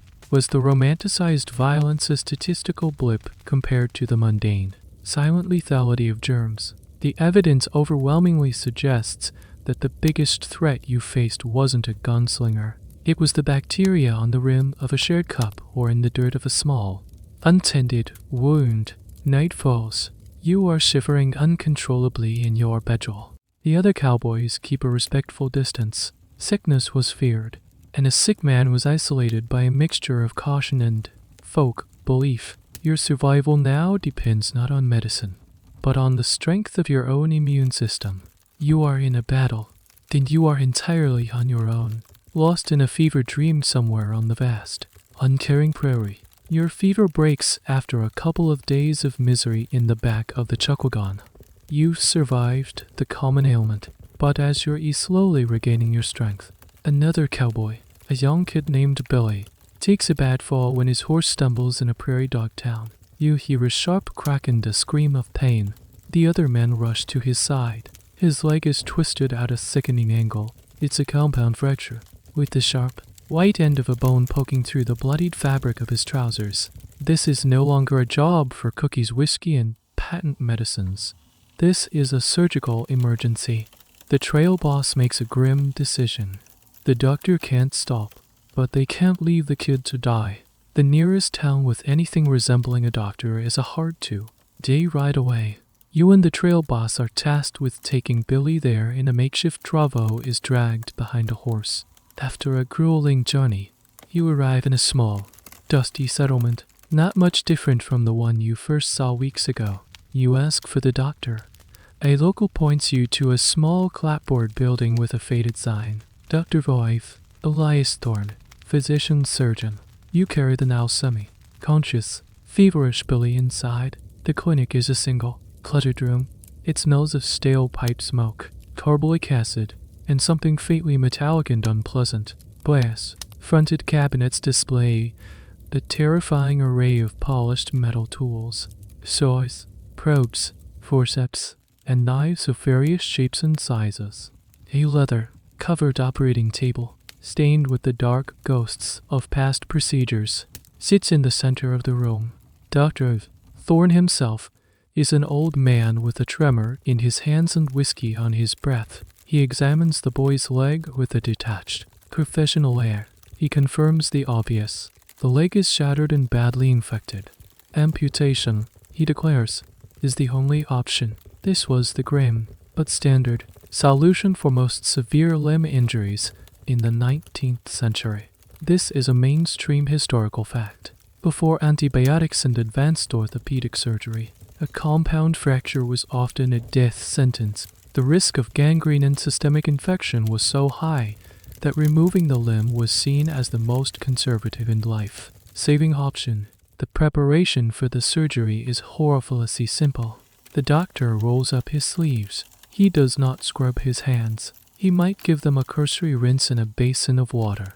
But the concept of sterile scrubbing, pioneered by Lister in Europe, is still considered a radical and largely ignored idea out here. He selects a long, wicked-looking amputation saw and a few knives from his cabinet and lays them out on a nearby table, perhaps wiping them with a rag that was used to mop up the last patient's blood. Now for the anesthesia. The doctor pulls out a bottle of chloroform into cloth, but his most important anesthetic is in a different bottle. A full quart of whiskey. He hands it to you and the trail boss. Get him as drunk as you can, he instructs. You force the boy to gulp down the raw, burning liquor until he is nearly unconscious. This, combined with the shock and the fever, is the best they can do to dull the unimaginable pain that is to come. This brings us to a specific and terrifying piece of frontier surgical trivia: the speed of the surgeon and the pre-anesthesia, or minimal anesthesia era. A surgeon's reputation rested not on his precision, but on his speed. A good surgeon could amputate a leg in a matter of minutes, sometimes even under a minute. The goal was to minimize the time the patient was conscious and screaming. They would work with a frantic, brutal efficiency, a swift cut through the muscle and flesh with the knife, then the grating, horrific sound of the saw on bone, then the searing hiss of a hot iron cauterizing the wound to stop the bleeding, or the quick work of tying off arteries with silk thread. You and the trail boss are tasked with holding Billy down. The doctor administers a bit of chloroform, but it's the whiskey and your brute strength that are the primary restraints. The procedure begins. You try not to watch, but you can't look away. The sounds are what will haunt you forever. The wet slice of the knife, the sickening crunch and scrape of the saw, and the boy's muffled, agonized screams. It's over in a few minutes that feel like an eternity. The doctor bandages the stump with a lace, then clean strip of linen and declares the job done. Billy survived the surgery, but his fight is far from over. And this raises a crucial historical question. What was the actual cause of death in these post-surgical situations? Perhaps it was the trauma of the surgery itself, or maybe it was the almost inevitable infection that followed. Historians and medical experts agree that the vast majority of deaths were not from the procedure, but from post-operative sepsis. The unsterilized instruments, the surgeon's unwashed hands, the dirty bandages, all of them introduced a host of bacteria directly into the patient's body. The surgery was a technical success, but a bacteriological disaster. The patient often survived the knife only to die of fever a week later. The debate is less about if they died of infection and more about how anyone managed to survive at all. The answer, most likely, lies in a combination of a robust immune system and sheer dumb luck. You leave the doctor's office, the smell of blood and whiskey clinging to you. You've just witnessed the pinnacle of frontier medical science, a brutal, dirty, semi-anesthetized amputation performed by a drunk with a saw. You hope the kid makes it, but you know his chances are slim. You leave young Billy to his fate with the whiskey-soaked doctor, your stomach churning. The brutal reality of frontier surgery has shaken you. A few days later, as you're preparing to rejoin the cattle drive, the new, more personal misery begins. It starts as a dull, persistent throb in your jaw. It's a thud. At first, you try to ignore it. You chew on the other side of your mouth. You rinse with salt water from your canteen. But the pain doesn't go away. It grows, evolving from a dull ache into a sharp, radiating agony that shoots up into your ear and temple. Sleep becomes impossible. The pain is a constant, blinding presence that eclipses all other thoughts. You can't eat. You can't think. You have to do something. In a larger, more established town, there might be a surgeon, dentist, a professional who specializes in teeth. But out here, in this dusty outpost, your options are far more limited and terrifying. You ask around, your hand pressed to your swollen cheek. The locals give you two suggestions: the blacksmith or the barber. This is a well-documented and horrifying fact of 19th century life. Dentistry was not yet the highly specialized medical field it is today. It was often a sideline for other tradesmen who possessed the two key qualifications: a strong arm and a good set of pliers. The blacksmith had the strength and was an expert at pulling things. The barber, with his sharp tools and experience working around the head and face, was also considered a natural fit. You have to make a choice. The barber seems slightly less medieval, so you head to the barber shop. The shop is a small room, smelling of bay rum, hair tonic, and stale tobacco. A single, ornate barber's chair sits in the center. The barber is a cheerful man with slicked back hair and a waxed mustache. He listens to your problem, nods sympathetically, and says he can yank that troublemaker right out. His dental office is the same chair you'd get a shave in. His dental tools are kept in a wooden box, and they look suspiciously like tools you'd find in a mechanic's kit. He pulls out a terrifying-looking instrument called a tooth key. This brings us to a specific, and frankly barbaric, piece of dental history: the dental key, or clef de garde. This was the primary tool for tooth extraction for over a century. It looked like an old-fashioned door key. It had a handle, a shaft, and a hinged claw at the end. The procedure was to position the shaft against the gum line, hook the claw over the top of the offending tooth, and then turn the handle like a key. The immense leverage would, in theory, break the tooth free from its socket. In practice, it was a crude and brutal instrument that often resulted in a broken jaw, the shattering of the tooth itself, or the extraction of one or two healthy neighboring teeth along with the bad one.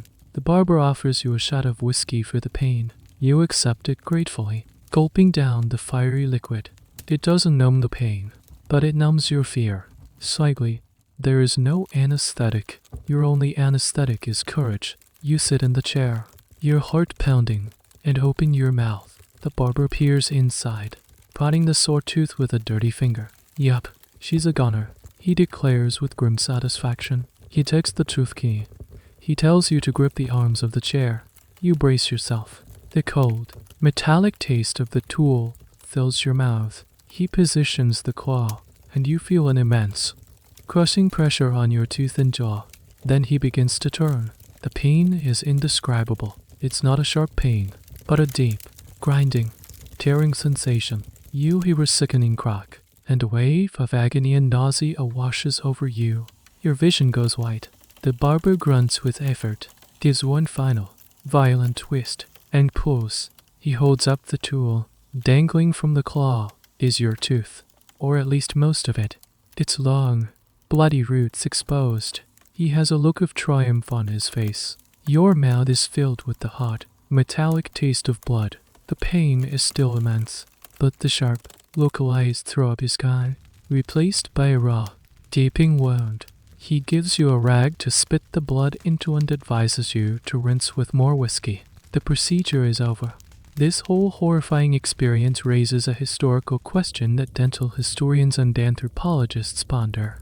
Given the brutality and the high risk of complications, why was extraction the default solution for any tooth problem? The answer lies in the almost complete absence of preventative or restorative dentistry. The science of fillings was in its infancy and unavailable to all but the wealthiest city dwellers. Root canals were an unimaginable fantasy. For the average person, a bad tooth had only two possible outcomes: enduring the pain until it formed an abscess that could potentially kill you, or having it violently ripped out by a man with a key. Extraction wasn't a choice. It was the only option on the table.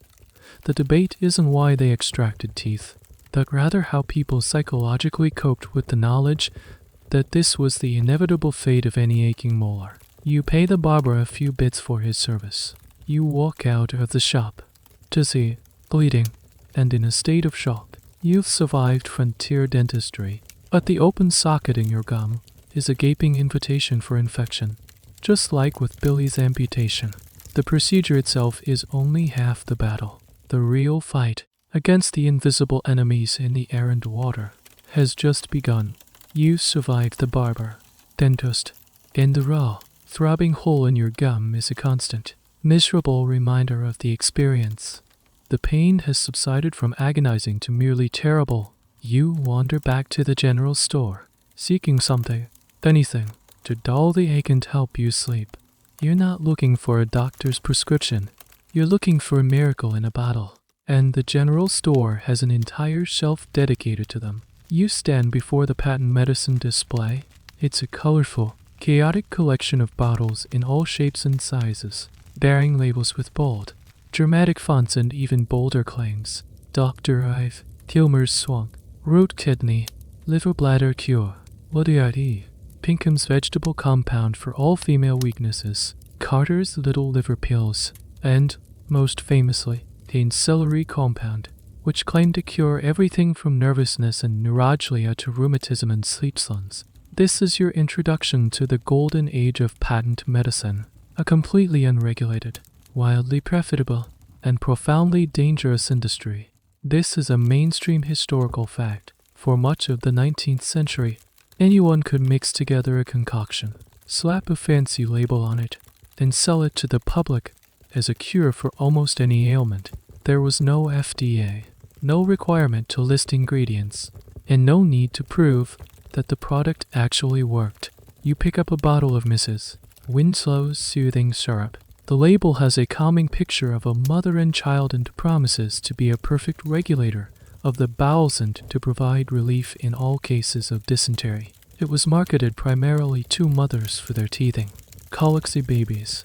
It was also known by a more sinister, informal name, the baby killer. You ask the storekeeper what's in it. He shrugs. It's a secret formula, he says, but it works. And here we get to the specific and shocking truth behind these miracle cures. Mrs. Winslow's soothing syrup worked because its primary active ingredient was morphine, a powerful opiate.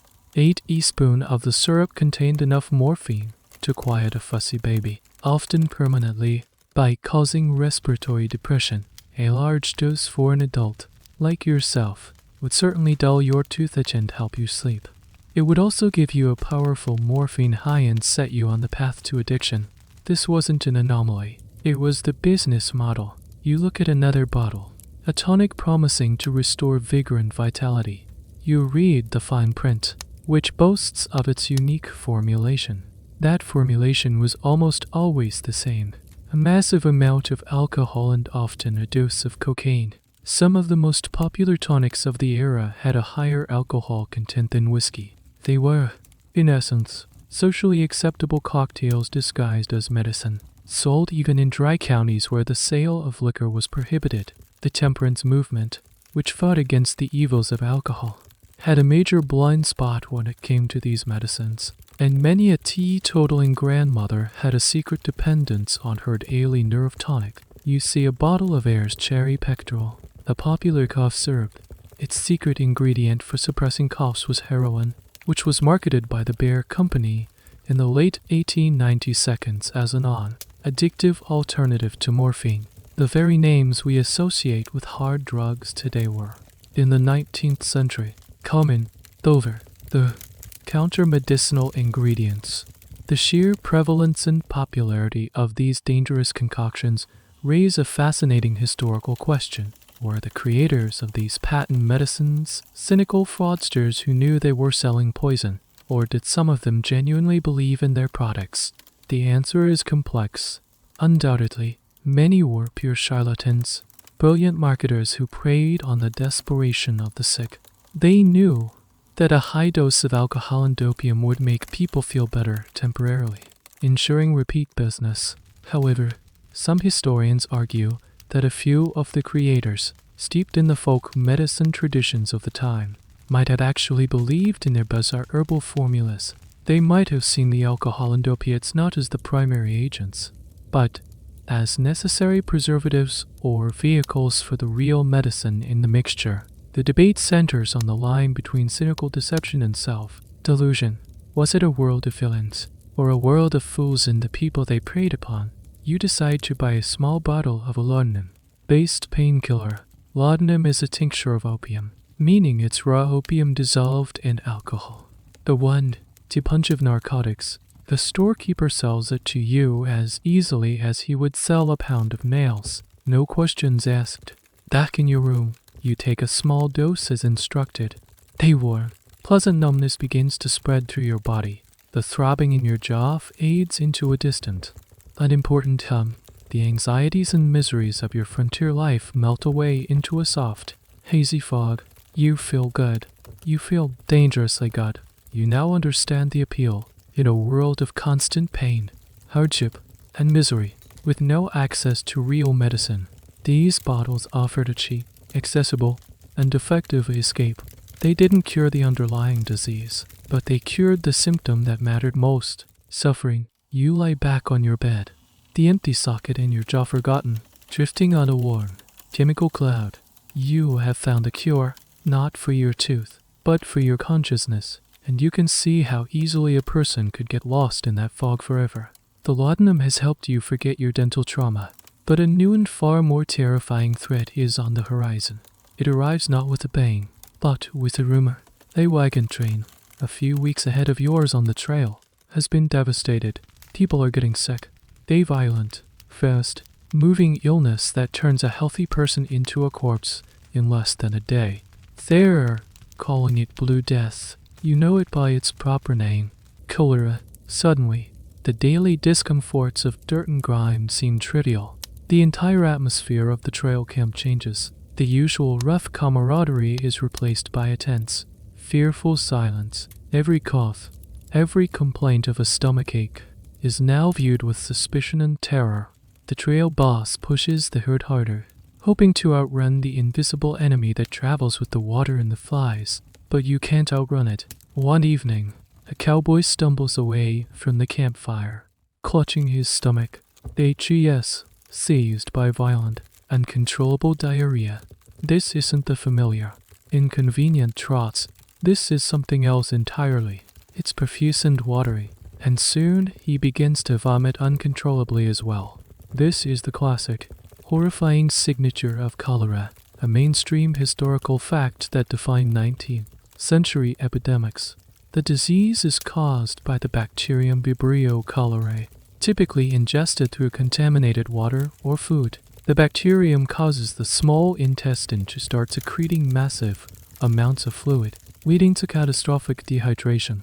Within hours, the cowboy is a shadow of his former self. His skin becomes loose and wrinkled, his eyes sink back into their sockets, and his voice becomes a raspy whisper. His skin takes on a grayish, blue tint from the lack of oxygen in his blood. the terrifying source of the name Blue Death. He is racked by excruciating muscle cramps as his body loses essential salts and minerals. There is nothing anyone can do. Cookie, the camp medic, is powerless. His whiskey and patent medicines are useless against this torrent. All you can do is watch, horrified, as the man's body literally empties itself of life. He dies before dawn. There is no time for a proper funeral. A shallow grave is scraped out of the prairie soil. A few hurried words are said, and the drive moves on. The fear is palpable. Who is next? The shared coffee pot, the wreck pan for washing plates, the water barrel. Every communal object is now a potential vessel of death. This brings us to a specific and tragic detail about cholera epidemics. The phenomenon of cholera graveyards, when the disease swept through a town or a wagon train. The death toll could be so high and the dying so rapid that normal burial practices were abandoned. Victims were often interred in mass graves, dug hastily on the outskirts of a settlement or along the trail. Archaeologists and historians can sometimes track the path of these 19th century epidemics by locating these clusters of unmarked graves. A grim map of the disease's march across the continent. The next day, 2 more men fall ill. The panic intensifies. The simple act of drinking water becomes a terrifying gamble. You look at the water in your canteen, the same cloudy, life-sustaining liquid you've been drinking for months, and you now see it as a potential poison. The historical connection between contaminated water and cholera was famously established by John Snow in London in 1854, but his germ theory was still not widely accepted, especially on the frontier. The common belief was that cholera was caused by a miasma, or bad air, rising from swamps or decaying matter. People would burn to our sulfur, hoping to purify the air, while continuing to drink from the very water source that was killing them. The rapid, terrifying spread of cholera raises a historical question that epidemiologists and social historians still study. How did fear itself shape the course of an epidemic? When cholera hit a town, all social order could break down. People would flee in panic, paradoxically carrying the disease with them to the next town. The sick were often abandoned, left to die alone, as family and neighbors were too terrified of contagion to care for them. Did the social collapse caused by fear kill as many people as the disease itself? By preventing organized sanitation, efforts in basic nursing care. Some historians argue that the terror was as deadly as the bacterium, a secondary plague of fear that followed the primary one of disease. You are lucky. The outbreak on your drive is small and contained. After 3 agonizing days and the loss of 2 more men, no new cases appear. The drive has passed through the invisible cloud of the epidemic. The tension slowly eases, but it leaves a permanent scar on the crew. The carefree bravado is gone, replaced by a more sober, weary understanding of their own fragility. You look at the world differently now. You understand, in a way you never could have before, that the greatest dangers of this land are not the snakes or the storms or the prospect of violence. They are microscopic. They're invisible, silent, and they travel in the water that you cannot live without. You have stared into the face of a true frontier horror, and it was not a charging beast or a masked bandit, but a simple cup of contaminated water. The cattle drive is finally over. You've reached the booming railhead town in Kansas, a chaotic hub of commerce and vice. The cattle have been sold, and your pockets are full of more money than you've seen in your entire life. The first thing you do is head for the bathhouse, paying extra for the first tub of clean, hot water.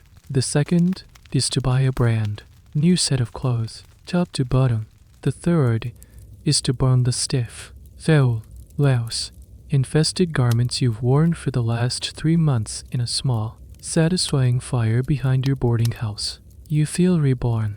You decide to stay in town for a while, enjoying the civilized life your hard-earned money can buy. And as you walk the streets, you start to notice small, subtle changes. Things that weren't here when you first arrived in a similar town what feels like a lifetime ago. The town is still dusty. The saloons are still rowdy, but there are signs of progress. The most significant change is right under your feet. The main street is no longer just a river of mud and manure. In front of the major establishments, the hotel, the bank, the fancier saloons, a raised wooden sidewalk has been built. This is the iconic boardwalk of the Old West. It's a simple but revolutionary piece of infrastructure. You can now walk from the hotel to the general store without having your boots sucked off by the primordial ooze of the street. It elevates you, quite literally, above the filth. This is a key, mainstream historical development in the taming of the West. The construction of boardwalks was often the first major public works project a frontier town would undertake. It was a sign that the town was becoming permanent, that it was investing in itself, that it cared about attracting a better class of citizen and their money. It was a declaration of intent to become a real city. As you stroll along the new boardwalk, your boot heels clicking satisfully on the planks, you notice another innovation. A shallow, wood-lined ditch runs between the boardwalk and the street. It's a primitive drainage gutter. After a rain, the water and the filth now has a channel to flow through, instead of just pooling in a giant, stagnant swamp. It's a small step, but it's the beginning of a municipal sanitation system. It doesn't solve the problem of the waste, but it starts to manage it, to direct it. You pass by a newly constructed public well. This one looks different from the shallow, open wells you're used to. It's deeper, lined with brick, and features a more robust, enclosed pump mechanism. The town council, you hear, paid a premium to have it dug far from the business district and its associated outhouses. People are starting to make the connection, however hazy, between the location of their water and the health of their citizens. They may not understand germ theory, but they are learning from brutal experience. This brings us to a quirky and specific sign of encroaching civilization. The anti-spitting ordinance. You see a small, freshly painted sign tacked to a post outside the bank. An OSPI, TTINGONTADGWALKWAY, BYORDROFTOW, and COUNCIL. The war against tobacco juice had begun. These early public health ordinances were less about germs and more about civic pride and aesthetics. A town that wanted to attract investors and families couldn't have its new, expensive boardwalks constantly stained with brown splatters. Enforcing such a rule was another matter entirely, but the sign itself was a statement. It said, "We have standards here." You feel a strange mix of emotions. Part of you appreciates these small comforts. The boardwalks, the slightly cleaner water, the attempt to control the casual filth. They make life more pleasant, more dignified. But another, more cynical part of you, the part that has been hardened by the trail, sees it as a fragile veneer. You know that just beneath these new planks lies the same old mud. You know the drainage ditch just carries the filth a little further down the road before dumping it into the river. You know that for every man who obeys the anti-spitting sign, 10 others will ignore it. This introduces a historical debate that colors our entire understanding of the West. The civilizing process. Was the taming of the West a glorious march of progress, bringing order, law, and hygiene to a savage land, as traditional histories claimed? Or was it a more complex and sometimes tragic process of imposing one culture's values, often Eastern, white, middle class values, onto another, erasing the very ruggedness and freedom that defined the frontier? Some historians see the boardwalks on Dante, spitting laws as unalloyed goods. Others see them as the first steps in a process that sanitized the West not just of its filth, but also of its wild, chaotic spirit. They argue that, with the clean water came restrictive laws, and with the boardwalks came the pressure to conform. You walk past a saloon, and the familiar sounds and smells spill out, but next to it, a new building is going up. A sign announces it as the future home of the Women's Christian Temperance Union, an organization dedicated to fighting the evils of alcohol and promoting a more moral society. The forces of progress and the forces of the Wild West are now living side by side in an uneasy truce. The air still smells of manure and dust. But now, you can also catch the faint scent of fresh, cut lumber and, perhaps, the even fainter scent of soap. The town is changing, devolving, becoming something new. It's becoming cleaner, yes, but you can't help but wonder if it's also becoming a little less free. Years have passed. The calluses on your hands have softened, and the memory of the trail has faded into a collection of stories you tell. Stories that are already starting to sound more romantic than they were. You've settled down. You've witnessed the slow, grinding transformation of the frontier. The town you live in now would be unrecognizable to the dusty, mud-caked person you were when you first arrived. The main street is paved, not with asphalt, but with packed gravel and macadam, a vast improvement over the sea of mud. The boardwalks are now permanent stone sidewalks. The rhythmic clang of the blacksmith's hammer has been replaced by the chugging and hissing of a steam-powered engine at the new mill. The cattle drives still happen, but they are shorter, more organized, ending at railheads that creep ever further west. The wild is receding, pushed back by fences, telegraph wires, and the relentless march of industry. Your home is no longer a soddy. You live in a proper frame house, built with milled lumber brought in by the railroad. It has glass windows that seal tightly against the dust and a shingled roof that doesn't leak. It's a small house by modern standards, but to you, it feels like a mansion. The biggest change is inside. You have a kitchen, a dedicated room, separate from the living and sleeping areas, with a large, cast iron stove. The food is prepared away from the grime of daily life. This evolution of domestic architecture is a key historical marker of changing hygiene standards. The one-room cabin or soddy, where eating, sleeping, and living all happened in the same filthy space, gave way to compartmentalized houses. This separation of function was a revolution in domestic sanitation. It created a clean zone, the kitchen, and kept the dirt and germs of the outside world at bay. You turn a handle on the wall in your kitchen. Thin water, clear, cool water, gushes out of a metal tap. It's a miracle you still haven't gotten used to. They pump, connected to a deep, protected well, brings water directly into your house. The daily, back-breaking ritual of hauling buckets from a communal, contaminated well is over. You can wash your hands, your dishes, your face, with an almost reckless abundance of clean water. And in a small room at the back of the house is the ultimate symbol of your arrival in the modern age, an indoor toilet. It's not a flush toilet in the 21st century sense, but a water closet, a ceramic bowl connected by pipes to a septic system or a town sewer line. It has a high tank on the wall with a pull chain. With a tug, water rushes down, washing the waste away into an unseen, underground world. The foul, fly, blown-out house is a relic of a past you are glad to have left behind. This brings us to a specific and somewhat surprising piece of sanitation history: the public reaction to indoor plumbing. While we see it as an unalloyed good, many people in the 19th century were deeply suspicious of it.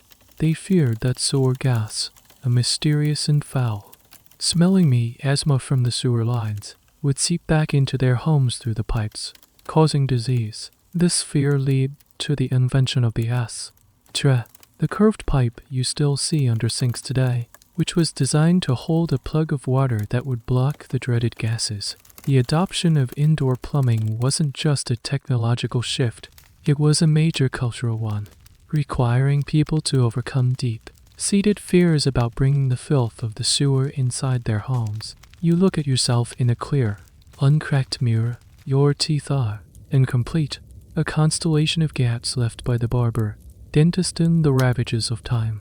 But the new dentist in town, a young man trained back east, talks of porcelain crowns and something called bridge work. He cleans his tools with steam. Your son, when he gets a cough, is given a scientifically formulated syrup from a pharmacist, not a bottle of opiate-laced snake oil from the general store. The world has become a safer, cleaner, more predictable place. You've survived. You've lived through an era of profound, casual filth and have emerged on the other side, into an age of sanitation. And this raises the final, overarching historical question of this journey. What was the true legacy of the untold in a quest? Was it merely a temporary, dirty phase in the nation's development, a problem that was solved by progress? Or did that experience leave a permanent mark on the American character? Some historians argue that the frontier's harsh realities forged a unique national identity built on resilience, self-reliance, and a certain pragmatic tolerance for imperfection, a willingness to make do in a dirty world. They suggest that the cowboy, who could survive for months in his own filth, became a cultural icon not despite his grime, but because of it.